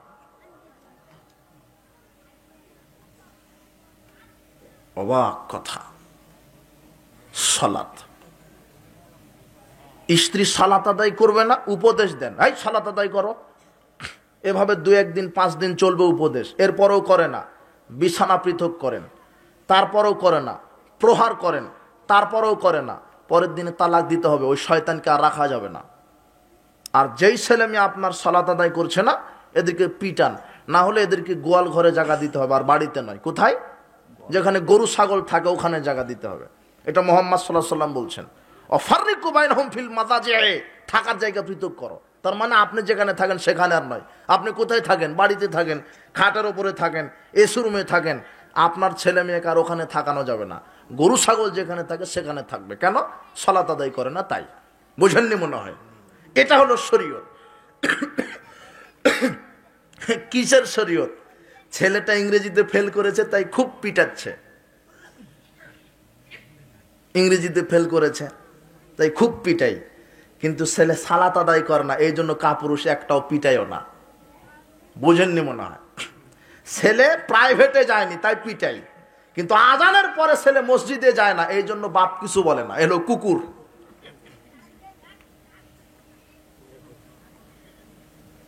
না, কুকুরের চাইতে খারাপ। বাপ গর্ব করছে যে ছেলে একটা পেয়েছি, গোল্ডেন পেয়েছে, জিপিএ 5 পেয়েছে, বিসিএস ক্যাডার। মেয়ে একটা পেয়েছি, ঢাকা বিশ্ববিদ্যালয়ে চান্স পেয়েছে। এভাবে গর্ব করে না? ছেলে একটা পেয়েছি, ইঞ্জিনিয়ার। কাপুরুষের লজ্জা হয় না ছেলে মেয়ে নামাজ পড়ে না, এই জন্য গর্ব করে ছেলে ইঞ্জিনিয়ার, কিন্তু ছেলের অজু গোসলই জানা নাই, এর জন্য বাপের কি হয় না? ছেলে বিশেষ ক্যাডার, খুব গর্ব, কিন্তু ছেলে নামাজ পড়ে না, এই জন্য বাপের লজ্জা শরম ঘৃণা কিছুই হয় না। বুঝেননি? এই জন্য 7 বছর হলে নির্দেশ দেন, 10 বছর হলে প্রহার করেন। ইব্রাহিম আলাইহিস সালাম সারা জীবন দোয়া করেছেন আল্লাহর নিকটে, রব্বি জাআলনি মুকিমাস সালাতি ওয়া মিন যুররিয়াতি রব্বানা ওয়া তাকাব্বাল দুআ। প্রতিপালক, আমাকে সালাত আদায়কারী হিসেবে কবুল করো, আমার প্রজন্ম বংশধর ছেলে মেয়েকে সালাত আদায়কারী হিসেবে কবুল করো। হে প্রতিপালক, তুমি আমার দোয়া কবুল করো। এভাবে ইব্রাহিম আলাইহিস সালাম বলতে থেকেছেন। আলী রাদিয়াল্লাহু আনহু বলছেন, কানা আখিরু কালামিন নবী সাল্লাল্লাহু আলাইহি ওয়াসাল্লাম আস-সালাত আস-সালাত। রাসূল সাল্লাল্লাহু আলাইহি সাল্লামের শেষ বাক্যটা ছিল, মৃত্যুর পূর্বে শেষ কথাটা ছিল, হে আমার উম্মতেরা, সালাত সালাত সালাত। শেষ কথা কি বলে মারা গেছে? সালাত। 5 ওয়াক্ত সালাত ছেড়ে দিও না, পাঁচ ওয়াক্ত সালাত ছেড়ে দিও না। শেষ কথাই বলেছেন, ওয়াত্তাকুল্লাহ, তোমরা ভয় করো, মালাকাত আইমানুকুম, তোমাদের দাস দাসীর ব্যাপারে, তোমাদের স্ত্রীদের ব্যাপারে ভয় করে চলো আল্লাহকে, দাস দাসীর ব্যাপারে জুলুম নির্যাতন করো না। শেষ দুইটা কথা এটাই বলেছেন, সালাত আর এই দাস দাসীর ব্যাপারে। বলছিলাম সালাতের গুরুত্ব। আনাস রাদিয়াল্লাহু আনহু বলছেন, রাসূল সাল্লাল্লাহু আলাইহি ওয়াসাল্লাম বলেছেন, আউয়ালু মা ইউহাসাবু বিল আবদি ইয়াউমাল কিয়ামাতিস সালাত। বিচার মাঠে আল্লাহ প্রথম বান্দাকে জিজ্ঞাসা করবেন সালাতের। ফাইন সালাত সাল্লাল্লাহু সায়রাম আলাইহি, যদি মানুষের 5 ওয়াক্ত সালাত টিকে যায়, আল্লাহ তার সব আমলের নেকি টিকিয়ে রাখবেন। ওয়াইন ফাসাদাত ফাসাদা সায়রাম আলাইহি, যদি তার 5 ওয়াক্ত সালাত না টিকে, কোনো আমলের নেকি টিকিয়ে রাখবেন না। বুঝতে পারেননি হাদিসটা? প্রথমে জিজ্ঞাসা হবে বান্দাকে, আল্লাহ বলবেন তোমার কি 5 ওয়াক্ত সালাত ঠিক আছে? যদি বলে ঠিক আছে, তাহলে আপনার সব আমলের নেকি ঠিক থাকবে। আর যদি আপনার 5 ওয়াক্ত সালাত ঠিক না থাকে, কোনো আমলের নেকি ঠিক থাকবে না। এবার আরেকটু ভালো করে বলি, কি আল্লাহ বলবেন তোমার কি 5 ওয়াক্ত সালাত ঠিক আছে? যদি আমল নামাতে প্রমাণ হয় যে হ্যাঁ 5 ওয়াক্ত সালাত ঠিক আছে, তাহলে ওই যে রমাদানের 30টা সিয়াম পালন করেছিলেন, ওই 30টা সিয়াম আল্লাহ কবুল করবেন। ওই যে 2 বার উমরা করে এসেছিলেন, ওই উমরার নেকি আল্লাহ কবুল করবেন। ওই যে 50,000 টাকা মসজিদে দিয়েছিলেন, ওই টাকার নেকি আল্লাহ কবুল করবেন। ওই যে সুবহানাল্লাহ বলেছিলেন 100 বার, তার নেকি আল্লাহ কবুল করবেন। ওই যে রমাদানে 10 পারা কোরআন খতম দিয়েছিলেন, তার নেকি আল্লাহ কবুল করবেন। কিন্তু 5 ওয়াক্ত সালাত যদি আপনার ঠিক না থাকে, রমাদানের সিয়াম কবুল হবে না, হজ কবুল হবে না, উমরা কবুল হবে না, কোটি টাকা দিয়ে মসজিদ নির্মাণ করে দিলেও জান্নাত হবে না। বোঝেননি মনে হয়, এখনো বুঝতে পারেন না। রাসূল সাল্লাল্লাহু আলাইহি ওয়াসাল্লাম বলছেন, এই সাহাবারা, আয়াজিজু আহাদুকুম ইয়ামাল কুল্লা ইয়াউমিন মিসলা উহুদ। আচ্ছা, তোমরা কি প্রতিদিন উহুদ পাহাড় সমান নেকি অর্জন করতে অক্ষম নাকি? তোমরা কি প্রতিদিন উহুদ পাহাড় সমান নেকি অর্জন করতে অক্ষম নাকি? বলছে কিভাবে সম্ভব? প্রতিদিন উহুদ পাহাড় সমান নেকি অর্জন, এটা কিভাবে সম্ভব? রাসূল সাল্লাল্লাহু আলাইহি ওয়াসাল্লাম বলছেন, সুবহানাল্লাহ আ'যামু মিন উহুদ। কেউ যদি একবার সুবহানাল্লাহ বলে, তাহলে আল্লাহ তার আমল নামাতে নেকি লিখে দিবেন উহুদ পাহাড়ের চাইতে বেশি। লা ইলাহা ইল্লাল্লাহ, কেউ যদি একবার লা ইলাহা ইল্লাল্লাহ বলতে পারে, তাহলে তার নেকি হবে উহুদ পাহাড়ের চাইতে বেশি। আলহামদুলিল্লাহ, কেউ যদি একবার আলহামদুলিল্লাহ বলতে পারে, নেকি উহুদ পাহাড়ের চাইতে বেশি। আল্লাহু আকবার, কেউ যদি আল্লাহু আকবার একবার বলতে পারে, তাহলে তার নেকি হবে উহুদ পাহাড়ের চাইতে বেশি।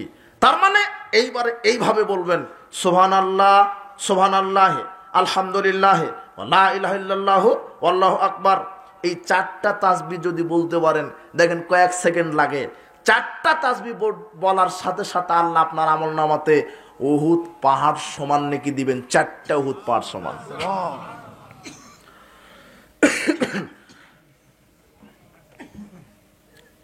ইনি 4 বার একবার বলেছেন সুবহানাল্লাহ আলহামদুলিল্লাহ লা ইলাহা ইল্লাল্লাহ আল্লাহু আকবার। ইনার আমল নামাতে 4 উহুদ পাহাড় সমান নেকি লেখা হবে, যদি ইনার 5 ওয়াক্ত সালাত ঠিক থাকে। আর আমি যদি সুবহানাল্লাহ বলতে বলতে এখন বমনও করে ফেলি, আর আমার যদি 5 ওয়াক্ত সালাত না থাকে, এক নেকিও হবে না। বুঝেননি মনে হয়?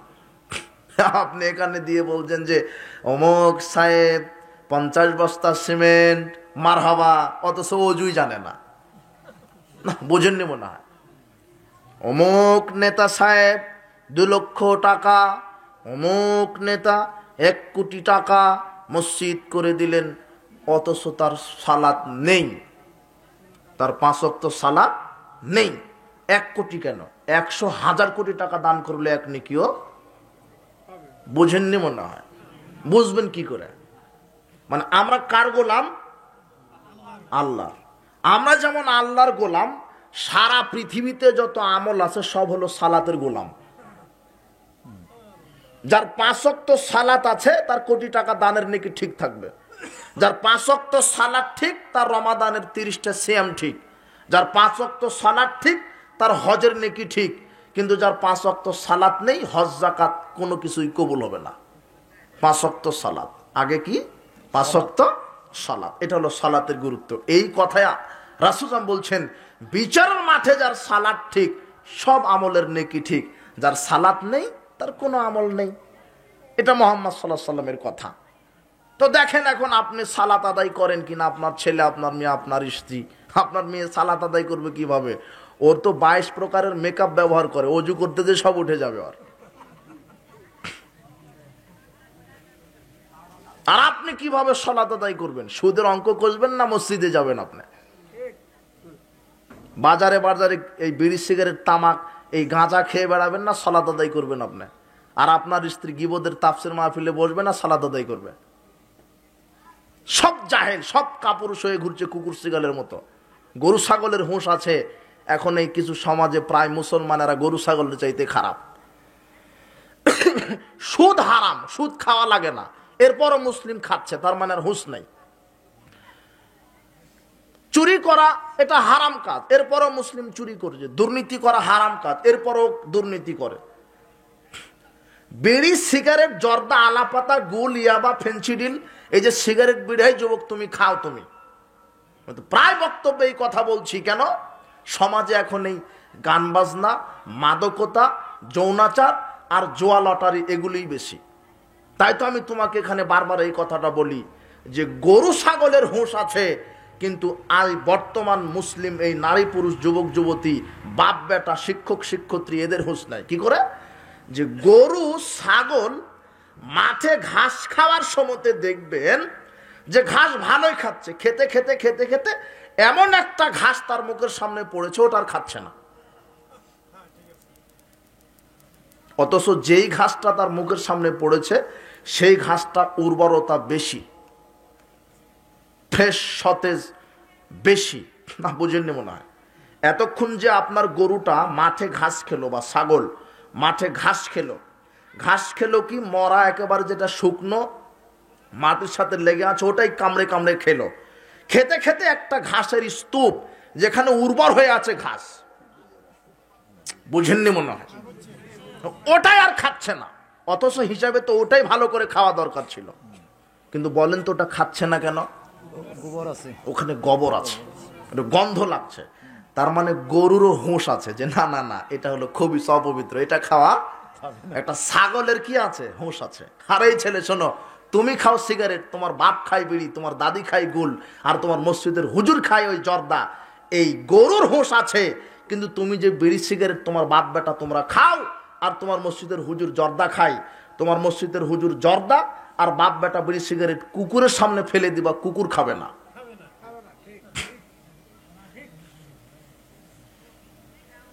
কুকুর খাবে না। তার মানে কুকুরের হুঁশ আছে যেটা খুবই ছোট অপবিত্রটা খেতে হয় না, সেটা তোমরা বাপ বেটা মিলে খাও, তোমার মসজিদের হুজুর খাই।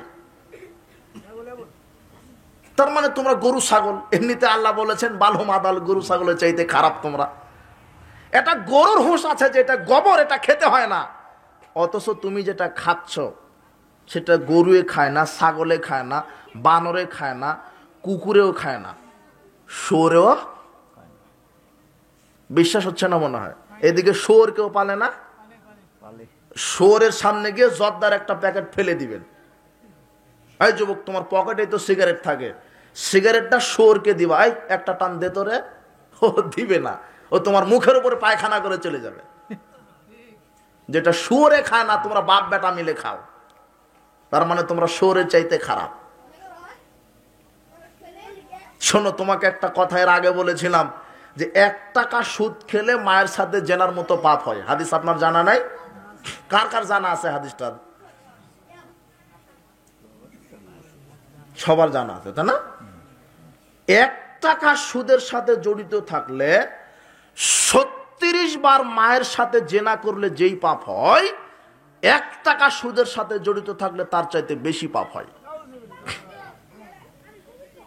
কিন্তু বিড়ি সিগারেট জর্দা গুল খাওয়া সুদের চাইতেও মারাত্মক।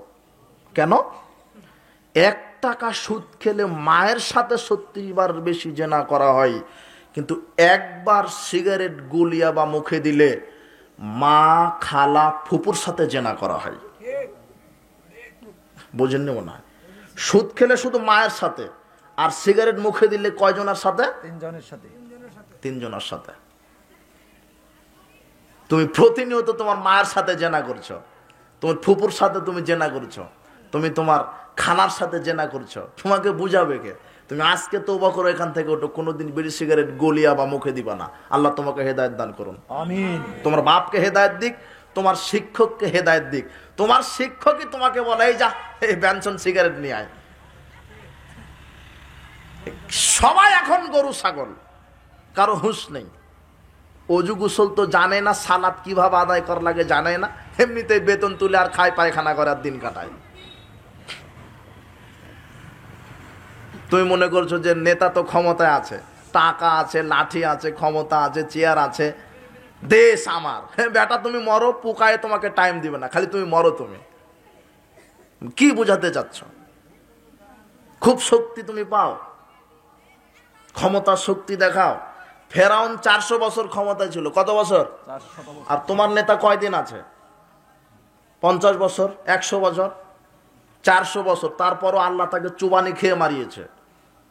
নমরুদ ছিল 400 বছর, জুতার বাড়ি খেয়ে কোথায় চলে গেছে? তুমি যে টিকবা তার তো ভরসা নেই। আল্লাহ বৃদ্ধ হয়ে গেছে, তাই না? শক্তি কমে গেছে আল্লাহ, নাউযুবিল্লাহি মিন যালিক। আল্লাহ তো বহুদূর কথাই। শোনো,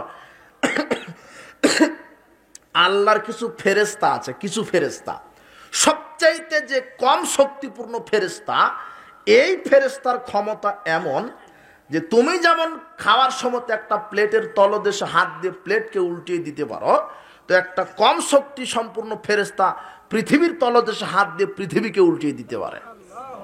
এটা একটা ফেরেশতার ক্ষমতা। আর এক একটা ফেরেশতা, আল্লাহর কিছু বিশেষ ফেরেশতা আছে যাদের এই কানের লতি থেকে নিয়ে এই কাঁধ পর্যন্ত এতটুকুনের দূরত্ব, প্রথম আকাশ থেকে জমিন পর্যন্ত। বুঝেননি মনে হয়? এই কানের লতি থেকে এই কাঁধ, আপনার দূরত্ব কত? 6 আঙ্গুল হবে, 1 বিঘ হবে না, 6 আঙ্গুল। কিন্তু আল্লাহর কিছু বিশেষ ফেরেশতা আল্লাহ তৈরি করেছেন যাদের এই কানের লতি থেকে কাঁধের দূরত্ব প্রথম আসমান থেকে এই জমিন পর্যন্ত। ফেরেশতা কত বড়!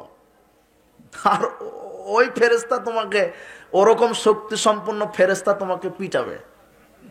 তুমি ওই নেতার রাজনীতি করতে গিয়ে মোড়ে মোড়ে, আর তোমার বাপের টাকা দিয়ে মূর্তি তৈরি করবা, তুমি তো মোড়ে মোড়ে মূর্তি তৈরি করো কেন? তুমি কি দেখাতে যাচ্ছ? আল্লাহ বিচার মাঠে বলবো, আহিউ মা খলাকতো, ভাই আত্মা দে, দে আত্মা দে, মূর্তি তৈরি করেছিস দে। পিটাবে আর বলবে আত্মা দে, দিতে পারবে না।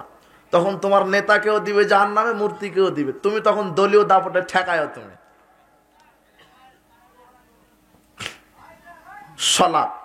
সালাতের সাথে তুমি আপোষ করো না। বিচার মাঠে 3 শ্রেণীর মানুষের ব্যাপারে রাসূল সাল্লাল্লাহু আলাইহি ওয়াসাল্লাম সুপারিশ করবেন না। কয় শ্রেণী? 3 শ্রেণী। যে মুশরিক 1, 2 যে বেদাতি, 3 নাম্বার কি বলো? এই যুবক বলো, 3 নাম্বার কোন পাপী যার ব্যাপারে রাসূল সাল্লাল্লাহু আলাইহি ওয়াসাল্লাম সুপারিশ করবে না? আরে সেটাই বেনামাজি। 3 নাম্বার পাপ কি?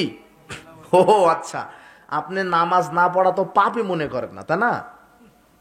হ্যাঁ, এই খুঁটিতে একটা লুচ্চাকে বেঁধে রাখা হয়েছে। কে? লুচ্চা। লুচ্চা বুঝেন না?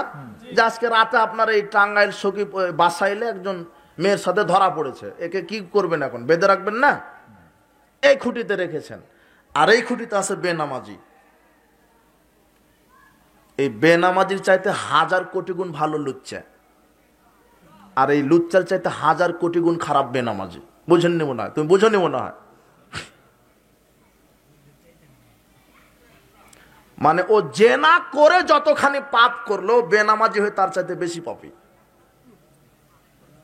মান তারাকা তারাকা সালাত ফাকাদ আশরাকা, যে জেনা করলো সে মুশরিক নয়, কিন্তু যে সালাত আদায় করলো না সে মুশরিক। এটা মুহাম্মদ সাল্লাল্লাহু আলাইহি ওয়াসাল্লাম বলছেন। তুমি হাদিস খুলো, তোমার ইমামকে বলো, ইবনে মাজার 1080 নম্বর হাদিস, রাসূল সাল্লাল্লাহু আলাইহি ওয়াসাল্লাম বলছেন যে সালাত ছেড়ে দিল সে মুশরিক হয়ে গেল, আর যে জেনা করলো সে কিন্তু মুশরিক হয়নি। তার মানে জেনাকার ভালো না জেনাকার খারাপ, না বেনামাজি খারাপ? জেনাকার খারাপ, কিন্তু জেনাকারের চাইতে বেনামাজি হাজার লক্ষ কোটি গুণ বেশি খারাপ। আর তোমার বাপ, তুমি দিন রাত মাতব্বরি করে বেড়াও, বক্তব্য দিয়ে বেড়াও, মঞ্চে এসে প্রধান অতিথি হয়ে, তোমার নামাজ নাই। তোমাকে কে প্রধান অতিথি করে? প্রধান অতিথি করো কি জন্য বেটা? তুমি তোমার ব্যক্তিত্বকে শেষ করে দিয়েছো 2 টাকা পাওয়ার জন্য, তাই না? ভ্যান চালককে প্রধান অতিথি করতে পারো না কেন? এই এলাকার যে ভ্যান চালক পরহেজগার তাকওয়াশীল সে হবে প্রধান অতিথি। ইন্না আকরামাকুম ইনদাল্লাহি আতকাকুম, আল্লাহর নিকটে মর্যাদাশীল ব্যক্তিকে বেনামাজি, তাই না? তো প্রধান অতিথি দায় করেছেন, তো ওযুই জানা নাই। আর মাহফিলগুলিতে প্রধান অতিথিগুলি আসে, বাপ রে বাপ, কি ভাব রে বাপ, বলছে যে হুজুর এক সময় খুব কম, ও 20 মিনিট বক্তব্য দিয়ে বলবে হুজুর খুব ব্যস্ত আছি, আমি বুঝতে পারলাম না, খুব ব্যস্ত। ও কিসের ব্যস্ততা দেখায় জানেন? ও এখানে 10 মিনিট বসে থাকলে 10 মিনিট ওর লস হবে, অথচ 10 মিনিটে ও জনগণের ধান গম ভুট্টা চুরি করতে পারবে। ও চুরি করা নিয়ে ব্যস্ত, বুঝলেন না? কি বলবেন? বলছিলাম ভ্যান চালককে দিয়ে রাখবেন প্রধান অতিথি, কেন? ও তাকওয়া বেশি। দিবেন কি করে? ও ভ্যান চালক তো 10 টাকা দিতে পারবে না, প্রধান অতিথি 10 লক্ষ দিতে পারবে। ভ্যান চালকের 1 টাকা হালাল, আল্লাহ তারটা কবুল করবে, সে সালাত আদায় করে। আর আপনি যাকে প্রধান অতিথি করেছেন তার যদি সালাত না ঠিক থাকে, তাহলে তার 10 লক্ষ টাকার নেকি কবুল হবে না। মাথায় রাখেন, এর নাম সালাত। এর নাম কি? সালাত। বলছিলাম সংক্ষেপে কয়েক মিনিট, সালাতের ফজিলত, সালাতের গুরুত্ব বললাম। আর সালাতের ফজিলত, আর যারা সালাত তরক করে, সালাত ছেড়ে দেয়, এরা মুশরিক।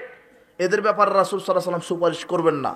আর জাহান্নামে যাওয়ার অনেক কারণ, ওই যে আমি বললাম যে সালাত আদায় না করা আপনি পাপ মনে করেন না, অথচ আল্লাহ সুবহানাহু ওয়া তাআলা বলছেন ইয়াতাসাআলুনা আনিল মুজরিমিন, বিচার মাঠে পাপীদেরকে জিজ্ঞাসা করা হবে কেন জাহান্নামে এসেছো, মা সালাকাকুম ফি সাকার।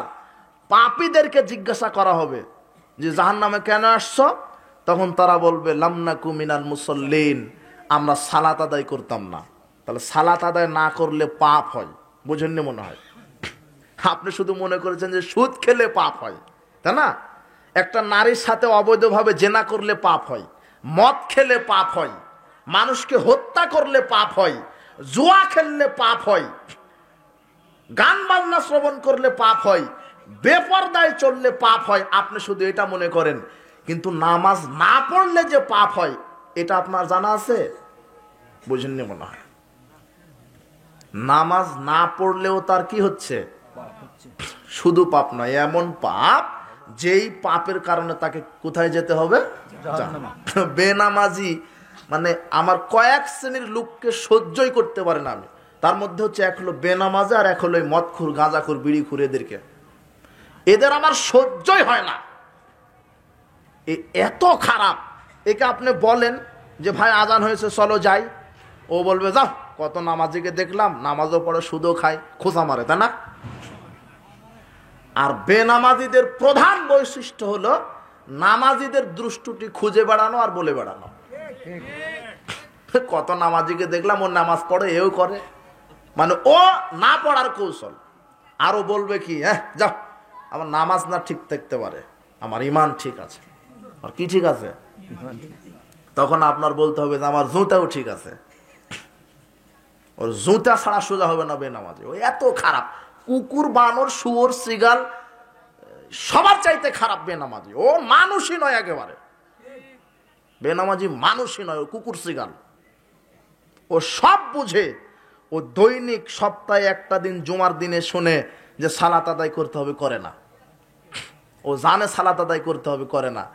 ও ঠিকই জানে যে 100 টাকা এক মাস পরে 110 টাকা হয়। 100 টাকা এক মাস পরে কয় টাকা হয়? 110 টাকা। কিভাবে হয়? 10 টাকা সুদ। ওর এগুলি জানা আছে, কিন্তু ওর ওযু জানা নাই, গোসল জানা নাই, নামাজ জানা নাই। বুঝেননি? ও বলছে যে ইমান ঠিক আছে ওর। আরে ওর ইমানই নাই। ইমান থাকলে তো ঠিক থাকবে নাকি? ইমানই নাই। আর বলছে শেষ নবীর উম্মত, জান্নাতে তো যাবই, 2-1 দিন জাহান্নাম খেটে। শেষ নবীর উম্মত। ও বেকুব জানে না যে জাহান্নামে পড়তে লাগবে 70 বছর। কত বছর? শুধু পড়তে, তার নিচে পড়তে লাগবে কত বছর? ও হিসাব করে বসে আছে যে 2 দিন খাটার পরেই যাব। বেটা তুমি মরো। বেনামাজির গোসল লাগবে না, কুল বড়ই পাতা লাগবে না, সুগন্ধি লাগবে না, কিছু লাগবে না। গোসল ছাড়াই, কবর ছাড়াই, জানাজা ছাড়াই, কুকুর যেভাবে পুঁতে রাখে, দেখেছেন কেউ কুকুর কিভাবে পুঁতে রাখে? এইভাবে বেনামাজিকে পুঁতে রাখতে হবে। বেনামাজির কোনো জানাজা নাই। এর জন্য ফতোয়া দেওয়া লাগবে না, আলেম হওয়া লাগবে না। এই যে এই লোকটা জীবিত ছিল 50 বছর, কোনোদিন নামাজ পড়েনি 5 ওয়াক্ত। মরার পরে জানাজার নামাজের প্রয়োজন আছে? 5 ওয়াক্ত সালাত ফরজ, আর জানাজার নামাজ কি? ফরজে কিফায়া। হ্যাঁ, তো ফরজ আগে না কেফায়া আগে? ফরজ আগে। তো ফরজটাই আর নাই, কেফায়ার কি প্রয়োজন? বুঝেননি কথা? এর জন্য তো ফতোয়া দেওয়ার জন্য আলেম হওয়া লাগবে না, অন্তত এই ক্ষেত্রে। ওর বেঁচে থাকা অবস্থায় ফরজেরই খবর নাই, মরার পর আর জানাজা নিয়ে পাড়াবাড়ি। জি না, ওর জানাজা লাগবে না। তবে হ্যাঁ, একটা আছে, বিষয় একটা আছে। ও তো বেনামাজি, তাই না? মারা গেছে, জানাজাও হবে, কিন্তু ও বেনামাজি। যারা জানাজা করবে তারাও বেনামাজি হতে হবে। বেনামাজির জানাজা কারা পড়াবে? বেনামাজি। মনে থাকবে না মনে হয়? হ্যাঁ, কোন নামাজি ব্যক্তি বেনামাজির জানাজায় দাঁড়াতে পারবেন না। কি বলে গেলাম? বেনামাজির জানাজায় যদি আপনি দাঁড়ান, তাহলে আপনি বেনামাজিকে সমর্থন করলেন। বুঝেননি কথা? বেনামাজিকে সালাম দিবেন না, আসসালামু আলাইকুম রহমতুল্লাহ। এর বাংলা কি? আপনার উপর শান্তি বর্ষিত হোক। তো বেনামাজির উপরে শান্তি কিভাবে বর্ষিত হবে? বুঝেননি মনে হয় কথা আপনি, তাই না? হ্যাঁ, হাতে আছে সিগারেট, একে সালাম দেওয়া যাবে না। ও খাচ্ছে কি? হারাম। আর বলছেন যে শান্তি অবতীর্ণ হোক। হলো? মানে আপনি সিগারেট খাওয়াকে সমর্থন করলেন, যে চালায়া যা বেটা, আসসালামু আলাইকুম। হ্যাঁ বেটা, বাপের বেটা। বুঝেননি কথা? এই হারাম খুরকে, এই বিড়ি খুর, সিগারেট খুর, হ্যাঁ, যখন হাতে নাই তখন সালাম দেন, সমস্যা নাই, যদি নামাজি হয়। কিন্তু হাতে আছে সিগারেট, ওই সময়তে কি দিতে পারবেন না আপনি। আর বেনামাজিকে কি দিবেন না? বেনামাজি ও তো আল্লাহর উপরে গজব নাজিল হচ্ছে। মান তারাকা সালাতান মাকতুবাতান মুতাআম্মিদান ফাকাদ বারিয়াত মিনহু জিম্মাতুল্লাহ। যে ব্যক্তি ফরজ সালাত আদায় করে না, তার উপরে আল্লাহ তার উপর থেকে দায়িত্ব ছেড়ে দিয়েছেন। তার উপর আল্লাহর কোনো কি নাই, দায়িত্ব নাই। তা আপনি তাকে সালাম দিতে গেলেন কেন? আল্লাহরই দায়িত্ব নাই। বুঝেননি কথা? সালাত, জাহান্নামে যাওয়ার একটা কারণ কি? সালাত আদায় না করা। জিজ্ঞাসা করা হবে কেন সালাত জাহান্নামে আসছো? এরা, এই জাহান্নামীরা বলবে কি? আমরা কি আদায় করতাম না? সালাত আদায়। সালাত। মানে সমাজের লোকেরা জানে না যে সুদ খেলে শুধু গুনাহ হয়, কিন্তু বেনামাজির গুনাহ হয় না, তাই না? অন্তত সুদ খেলে যেই গুনাহ হয়, বেনামাজির তার চাইতে কি বেশি গুনাহ। সুদ খেয়েছে, ও কিন্তু মুশরিক না, কিন্তু বেনামাজি কি? মুশরিক। এবারে আসেন সালাতের ফজিলত, কয়েক মিনিট। 5 ওয়াক্ত সালাত আদায় করুন। আল্লাহ সুবহানাহু ওয়া তাআলা পৃথিবীর কোন আমলের ওপরে ওয়াদা করেননি সিয়াম পালন করলে জান্নাতে যাওয়া যায়, কিন্তু আল্লাহ ওয়াদা করেননি হজ করলে জান্নাতে যাওয়া যায়, কিন্তু আল্লাহ ওয়াদা করেননি রমাদানের সিয়াম পালন করলে জান্নাতে যাওয়া যায়, ওয়াদা করেননি দান করলে জান্নাতে যাওয়া যায়, আল্লাহ ওয়াদা করেননি। কিন্তু রাসূল সাল্লাল্লাহু আলাইহি সাল্লাম বলছেন, আল্লাহ সুবহানাহু ওয়া তাআলা বলেছেন, ইন্নী ফারাস্তু আলা উম্মাতিক খামসা সালাওয়াত, হে মুহাম্মদ তোমার উম্মতের উপর আমি 5 ওয়াক্ত সালাত ফরজ করেছি। ওয়াহিদতু ইনজাহাদান, আর আমি আল্লাহ নিজে ওয়াদা করেছি, আন্নাহু মান জায় হাফেজ আলাইহিন্না লিওয়াক্তিহিন্না আদখালতুহুল জান্নাহ, যে ব্যক্তি 5 ওয়াক্ত সালাত ওয়াক্ত মতো আদায় করবে, আমি আল্লাহ ওয়াদা করছি তাকে আমি জান্নাতে প্রবেশ করাবো। পৃথিবীর কোন আমলে আল্লাহ ওয়াদা করেননি। সিয়াম পালন করলে জান্নাত হবে কিন্তু ওয়াদা নাই, হজ করলে জান্নাত হবে কিন্তু ওয়াদা নাই। কিন্তু 5 ওয়াক্ত সালাত যদি কেউ ঠিক ঠিক আদায় করে, আল্লাহ ওয়াদা করেছেন তাকে কোথায় প্রবেশ করাবেন? জান্নাত। কাজেই আর অনেক কথা ছিল। আল্লাহ সুবহানাহু ওয়া তাআলা আমাদেরকে সালাতের গুরুত্ব ফজিলত বুঝে শিরক বিদআত ত্যাগ করে হারাম খাওয়া পরিহার করে 5 ওয়াক্ত সালাত আদায় করতেই হবে। আল্লাহ তুমি আমাদের এই আমল করার তৌফিক দান করো। 5 ওয়াক্ত সালাতের সাথে কোনো আপোষ চলবে না। 1 নম্বর নসিহা থাকলো 5 ওয়াক্ত সালাত। 2 নম্বর নসিহা থাকলো কাবিরা গুনাহ করবেন না। 3 নম্বর নসিহা থাকলো ভিক্ষা করে খাবেন, তাও হারাম খাবেন না। হারামখোর জান্নাতে যেতে পারবে না, হারামখোরের কোনো ইবাদত কবুল হবে না। 4 নম্বর নসিহা থাকলো যে আল্লাহর যেগুলি ফরজ ইবাদত অন্তত সেগুলি পালন করবেন। 5 নম্বর শিরক বেদাত করবেন না। 6 নম্বর উপদেশ, মানুষ যে তার সাথে ভালো আচরণ করবেন, যার নাম মানুষ, খারাপ আচরণ করবেন না। প্রতিবেশী হোক, আত্মীয় হোক, খালা ফুপু, মা পিতা ভাই, প্রতিবেশী হিন্দু বৌদ্ধ খ্রিস্টান, যার নাম মানুষ, মানবিকতার খাতিরে তার সাথে আপনি ভালো ব্যবহার করবেন। এই 6টা কাজ যদি করতে পারেন ইনশাআল্লাহ আল্লাহ আপনাকে ক্ষমা করে জান্নাত দেবেন ইনশাআল্লাহ। কাজেই আজকের উপস্থিত বৈঠকের মুসলিম দিনী ভাই বোনদের প্রতি আহ্বান, সালাতের গুরুত্ব ফজিলতের উপর বাধা দেওয়া যাবে না। রাসূল সাল্লাল্লাহু আলাইহি সাল্লাম বলছেন, যদি মহিলারা মসজিদে গিয়ে সালাত আদায় করতে চায় তাহলে তোমরা বাধা দিও না। বুখারী 873 নম্বর হাদিস।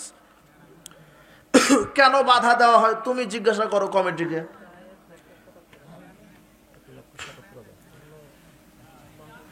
স্বামীর কথা না শুনলে স্ত্রীর কি হয়? স্বামীর কথা শুনতে হবে বাধ্য। যদি স্বামী তাকে শরীয়তের কথা বলে, ভালো কথা বলে, কিন্তু স্বামী যদি তাকে আল্লাহর নাফরমানি করার জন্য চেষ্টা চালায়, স্বামীর কথা শুনতে গেলে যদি আল্লাহর বিদ্রোহিতা করা হয়, আল্লাহর নাফরমানি করা হয়, তাহলে স্বামীর ওই কথা শোনা যাবে না। কিন্তু স্বামী যদি তাকে কোরআন সুন্নাহর কথা বলে, সঠিক কথা বলে, হক কথা বলে, সেই কথা তাকে শুনে মেনে চলতে বাধ্য। স্বামীর কথা যেই ব্যক্তি, যেই নারী, যেই স্ত্রী শুনবে না, পরিণাম জাহান্নাম হবে। সন্তান জন্মের 7 দিন পরে আকিকা করলে আকিকা হবে কি? 7 দিন পরে সারি ওজর, যদি সারি ওজর থাকে 7ম দিনের দিনে আকিকা, এটা শরীয়ত।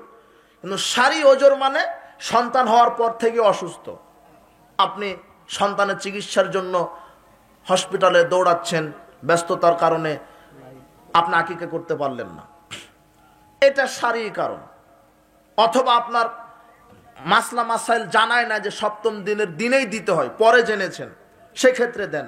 কিন্তু আপনার জানা আছে সারি কোনো কারণও নাই, তাহলে আপনাকে 7ম দিনের দিনেই দিতে হবে। ইচ্ছা করে যদি 7ম দিনের পরে দেন তাহলে আকিকা হবে না। পকেটে টাকা নিয়ে নামাজ হবে কি? হবে না, ওটা গোপনে থাকে, ওটা কিভাবে অপ্রকাশ্য থাকে। জেনাকারীর কি ধরনের শাস্তি হতে পারে? জেনাকারীর শাস্তি অনেকগুলি শাস্তি হবে, তার জেনাকারের কবরেই শাস্তি হবে। রাসূল সাল্লাল্লাহু আলাইহি ওয়াসাল্লাম বলছেন, আমি কয়েকটা পাপীদের শাস্তির দৃশ্য দেখলাম কবরে। কোনো ব্যক্তির দেখলাম যে মাথা ফাটানো হচ্ছে পাথর দিয়ে, তো জিজ্ঞাসা করলাম এ যার মাথা ফাটানো হচ্ছে কে? বলছে যে হলো কোরআনের হাফেজ, হলো বড় আলেম। ও কোরআনের হাফেজগিরি করেছে মানুষের কাছ থেকে বাহবা পাওয়ার জন্য, বক্তাগিরি করেছে মানুষের সুনাম করানোর জন্য, আল্লাহর সন্তুষ্টির জন্য না। এখলাসটা ছিল না, নিয়তটা ঠিক ছিল না। বড় আমাকে কারি বলবে, বড় আমাকে বক্তা বলবে, এই নিয়তে বক্তব্য দিয়ে স্যার কোরআন তেলাওয়াত করে বেড়াইয়েছে। এই হাফেজ, এই আলেমের মাথা ফাটাবে কোথায়? কবরে। 1386 নম্বর হাদিস বুখারী, 7047 নম্বর হাদিস বুখারী, এই দুটো হাদিস দেখে নেবেন। মাথা ফাটানো হবে আলেমের আর হাফেজেরই। এরপরে পরে আবার কিছু দৃশ্য দেখলাম, কি গাল চিরে দেওয়া হচ্ছে লোহার সাঁড়াশি দিয়ে। জিজ্ঞাসা করলাম কেন? তো হলো মিথ্যুক, কবরের শাস্তি, মিথ্যুকের কবরের শাস্তি। আর কি? রক্তের নদীতে চুবানি দেওয়া হচ্ছে। অপরাধ কি হলো? সুদখোর। তার মানে সুদ খেলে কবরে কি হয়? আর একটা দেখলাম যে আগুনের চুলাতে জ্বালানি হিসেবে তাদেরকে জ্বালানো হচ্ছে, আগুনের চুলাতে তাদেরকে জ্বালানো হচ্ছে। আগুন দাও দাও দাও দাও করে উপরে চলে যাচ্ছে, তারাও দাও দাও করে চলে যাচ্ছে। তবে চুলার ভিতরে যারা, তারা হলো নগ্ন দেহ। আমি জিজ্ঞাসা করলাম এরা কারা? হিয়া জানিয়া তো জানি, এরা হলো জেনাকারিনী নারী পুরুষ। তার মানে জেনা করলে কবরের শাস্তি হয়, এরপরে জেনা করলে জাহান্নামেরও শাস্তি হয়। জাহান্নামে এদের শরীরের দুর্গন্ধে জাহান্নামেরাই টিকতে পারবে না। এই জন্য তুমি অবৈধ সম্পর্ক রেখো না। এখন তো ঘরে ঘরে জেনা হয়, পরকীয়া। আল্লাহ তুমি এই জেনার মতো পাপ থেকে আমাদেরকে হেফাজত করো। গোপনে পাপ করেছো তুমি, এই যুবক আপনি করেছেন, তওবা করেন, পাপ ক্ষমা হবে। জীবনে আর ওই পাপ করবেন না। তওবার শর্ত 3টা। 1, স্বীকার করেন আল্লাহ পাপ করে ফেলেছি। 2, অনুতপ্ত হবেন, অনুশোচনা করবেন, কান্নাকাটি করবেন, বেশি বেশি তওবার 2 রাকাত সালাত আদায় করবেন। 3 নাম্বার শর্তে বলবেন আল্লাহ আমি ওই পাপ আর জীবনে করব না। আল্লাহ বলেন যা, তোর 90 বছর সব পাপ ক্ষমা করে দিলাম। তওবার শর্ত। আর কোনোদিন ওই পাপ করবেন না, পাপ ক্ষমা হবে। আল্লাহ ক্ষমার জন্য হাত প্রশস্ত করে থাকেন। কে আছে মায়াদুনি ফাস্তা জিবালাকুম, কে আছে আমাকে ডাকে আমি তার ডাকে সাড়া দিব। মায়াস্তাগফিরুনি ফাগফিরালাকুম, কে আছে আমার কাছে ক্ষমা চা আমি ক্ষমা করে দিব। আমি কোনো পরোয়া করি না, ক্ষমা চান ক্ষমা হবে ইনশাআল্লাহ। কিন্তু জেনা করে তওবা বিহীন মারা গেলে শাস্তি হবেই। ইসলামের দৃষ্টিতে স্ত্রী পরকীয়া করলে স্বামীর কি করণীয়? স্বামীর প্রথম অবস্থায় করণীয়, যদি পরকীয়া করে তাকে শরীয়তের উপদেশ দেওয়া, আল্লাহর ভীতি দেখানো, যে গোপনে রাখবেন পাপটা, কাউকে বলবেন না। স্ত্রীকে নিরিবিলি ডেকে বলবেন শোনো, জাহান্নামে যাওয়ার মতো পাপ, তোমার উপরে জাহান্নাম হবে, তুমি তওবা করো, ফিরে আসো। গোপন রাখবেন, আপনাদের স্বামী স্ত্রীর মধ্যে এটা থাকবে, এইভাবে উপদেশ দিবেন। যদি ফিরে আসে ভালো, যদি না ফিরে আসে তাহলে একে আর রাখা যাবে না, তালাক দিতে হবে। ছেলে মেয়েদের নামাজে পার্থক্য আছে কি? না, মৌলিক কোনো পার্থক্য নাই, স্বভাবগত পার্থক্য কি? নারীরা সলাতে জোরে কেরাত করবে না, উচ্চ স্বরে কেরাত করবে না, তবে সরবে নারীরা কেরাত করবে বাড়িতে, ধীরে, কণ্ঠ হবে ধীরে। আর নারীরা তাদের ইমামতির জন্য সামনে গিয়ে ইমামতি করবে না, নারীরা ইমামতি করবে কাতারের মাঝখান থেকেই। আর পুরুষের ভুল হলে তারা লোকমা দিবে সুবহানাল্লাহ বলে, আর নারীরা লোকমা দিবে পুরুর উপরে, ওর হাতের উপরে হাত চাপড়িয়ে, কেন নারীদের কণ্ঠ পর্দা। এগুলি হলো স্বভাবগত পার্থক্য, কিন্তু সালাতের মৌলিক পার্থক্য নাই। রুকু, সেজদা, কিয়াম, কুদ সব নারী পুরুষের একই বিধান। নারী বুকের ওপরে, পুরুষ নাভির নিচে। পৃথিবীতে যত গাঁজাখুরি কথা আছে, এটা একটা টাটকা গাঁজাখুরি কথা। নারী পুরুষ সবারই বুকের ওপরে হাত বাঁধতে হবে। কলমের কালি খরচ করা হয়নি কোনো হাদিসের পাতাতে, কোরআনের পাতাতে, যে পুরুষ নাভির নিচে আর মহিলা বুকের ওপরে, এই কথা হাদিসে কোরআনে কলমের কালি খরচ করা হয়নি। বুঝেননি মনে হয়? এমনিতেই গাঁজা খায় আর কথা বলে জনগণের সামনে। এরা আমার এমনিতেই কথা বলতে রাগ চলে আসে, আল্লাহ আমার রাগ সংবরণ করুন, আপনারা দোয়া রাখবেন। কিন্তু আমি বুঝতে পারি না, এত বড় ডিগ্রিধারী, আসলে শয়তানের তো ডিগ্রি সবচাইতে বেশি ছিল, তাই না? ও তো সবচাইতে জ্ঞানী ছিল, তারপরেও সে এই হটকারিতা, জেদের কারণে। এক শ্রেণীর এই যে কাঠ মোল্লা, বেদাতি এই মোল্লারা, এরাই জেদ করছে, হটকারিতা করে, সঠিকটা জানার পরেও মানছে না। কিছুদিন আগে একজন বলেছে, লেডিস মুসল্লি বলেছে না, দেখেছেন তো? আল্লাহকে হেদায়েত দান করুন, না হলে এর ফিতনা থেকে জাতিকে আল্লাহ রক্ষা করুন।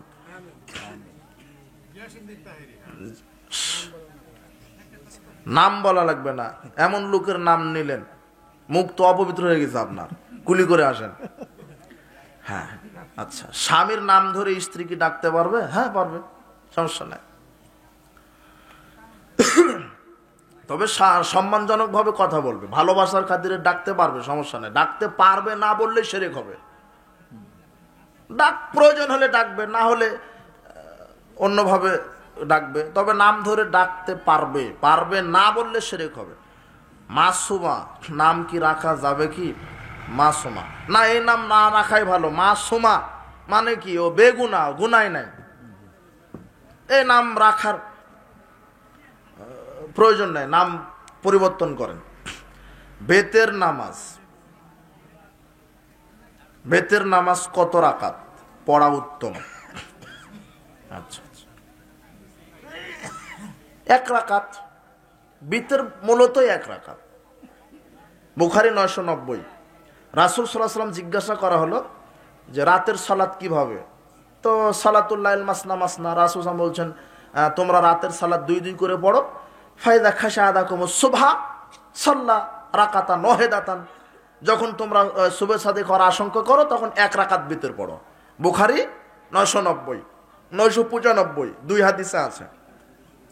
এরপরে রাসূল সাল্লাল্লাহু বলছেন ইন্নাল্লাহা বিত্রুন, আল্লাহ হলেন বেজোড়, ইহিব্বুল বেতরা, তিনি বেজুড়কে পছন্দ করেন। ফাউতিরু আহলাল কোরআন, হে কোরআনের অনুসারীরা তোমরা বিতের পড়ো। তো আল্লাহ বেজুড়, কয় বেজুড়? এক বেজুড়, তো একই পড়েন। রাসূল বলছেন ফামান আহাব্বা আয়ুতুরাবি সালাসিন ফালিয়াফাল, যার ইচ্ছা হয় সে 3 রাকাত পড়ুক। ওমান আহাব্বা আয়ুতুরাবি খামসিন ফালিয়াফাল, যার ইচ্ছা হয় 5 রাকাত পড়ুক। ওমান আহাব্বা আয়ুতুরাবি ওয়াহিদাতিন ফালিয়াফাল, যার ইচ্ছা হয় 1 রাকাত পড়ুক। বুঝতে পারেননি? তবে 1 রাকাতে উত্তম, 1 রাকাতের হাদিসই সহি, মানে অধিক। 3 রাকাতও পড়া যায়, 5 রাকাতও পড়া যায়, 7 রাকাতও পড়া যায়, 9 রাকাতও পড়া যায়। 5 রাকাত যখন পড়বেন তখন একটা না, কয়টা না? একটা না। 3 রাকাত যখন পড়বেন একটা না। মাগরিবের মতো বৈঠক দিবেন না। লা তুসাব্বিহু সালাতুল বিত্রে সালাতুল মাগরিব, তোমরা মাগরিবের সালাতের মতো মানে বিতের পড়ো না। রাসূল সাল্লাম বলে দিয়েছেন মাগরিবের মতো নয়। 2 রাকাত পড়ে বৈঠক দেওয়া হয় না? জি না। যারা 3 রাকাত পড়বেন একটানা পড়বেন, 2 রাকাত পড়ে বৈঠক দিবেন না, সরাসরি উঠে যাবেন, বুঝেননি? 5 রাকাতও পড়লে একটানা, 7 রাকাত পড়লে কিভাবে? 2 2 করে 6, পরে 1 রাকাত, 2 রাকাত করে সালাম ফিরাবেন, আবার 2 রাকাত পড়ে সালাম, আবার 2 রাকাত পড়ে সালাম, 3 2 6, আবার 1 রাকাত পড়বেন। 9 রাকাত পড়লে 2 রাকাত করে 8 রাকাত, 1 রাকাত, এই 9 রাকাত বিতের। 3 রাকাত পড়লে একটানা, 5 রাকাত পড়লে একটানা, 7 রাকাত পড়লে 2 2 করে 6, পরে 1 রাকাত, আর 1 রাকাত তো 1 রাকাতই। কুনুত পড়ার নিয়ম কি? উত্তম হচ্ছে সূরা কেরাত শেষে ওখানে এভাবেই পড়ে নেওয়া ভালো। রুকুর আগেও পড়া যায়, পরেও পড়া যায়, তবে এভাবে উত্তম। রুকুর পরেও পড়া যায়, সমস্যা নেই। রুকু থেকে সামি আল্লাহু লিমান হামিদা বলেই তখন হাত উঠে আপনি পড়তে পারবেন। আর এখানে হাত বাঁধা অবস্থায় পড়লে আর হাত উঠানো লাগবে না। যারা হাত উঠিয়ে রুকুর পরে পড়ছেন, মুখে হাত মাসা করা বিদাত, হাত মাসা করতে হবে না, ছেড়ে দিয়ে সেজদায় চলে যাবেন। জাযাকাল্লাহ খায়ের। আজকের ইসলামী জালসায় যত নারী পুরুষ উপস্থিত হয়ে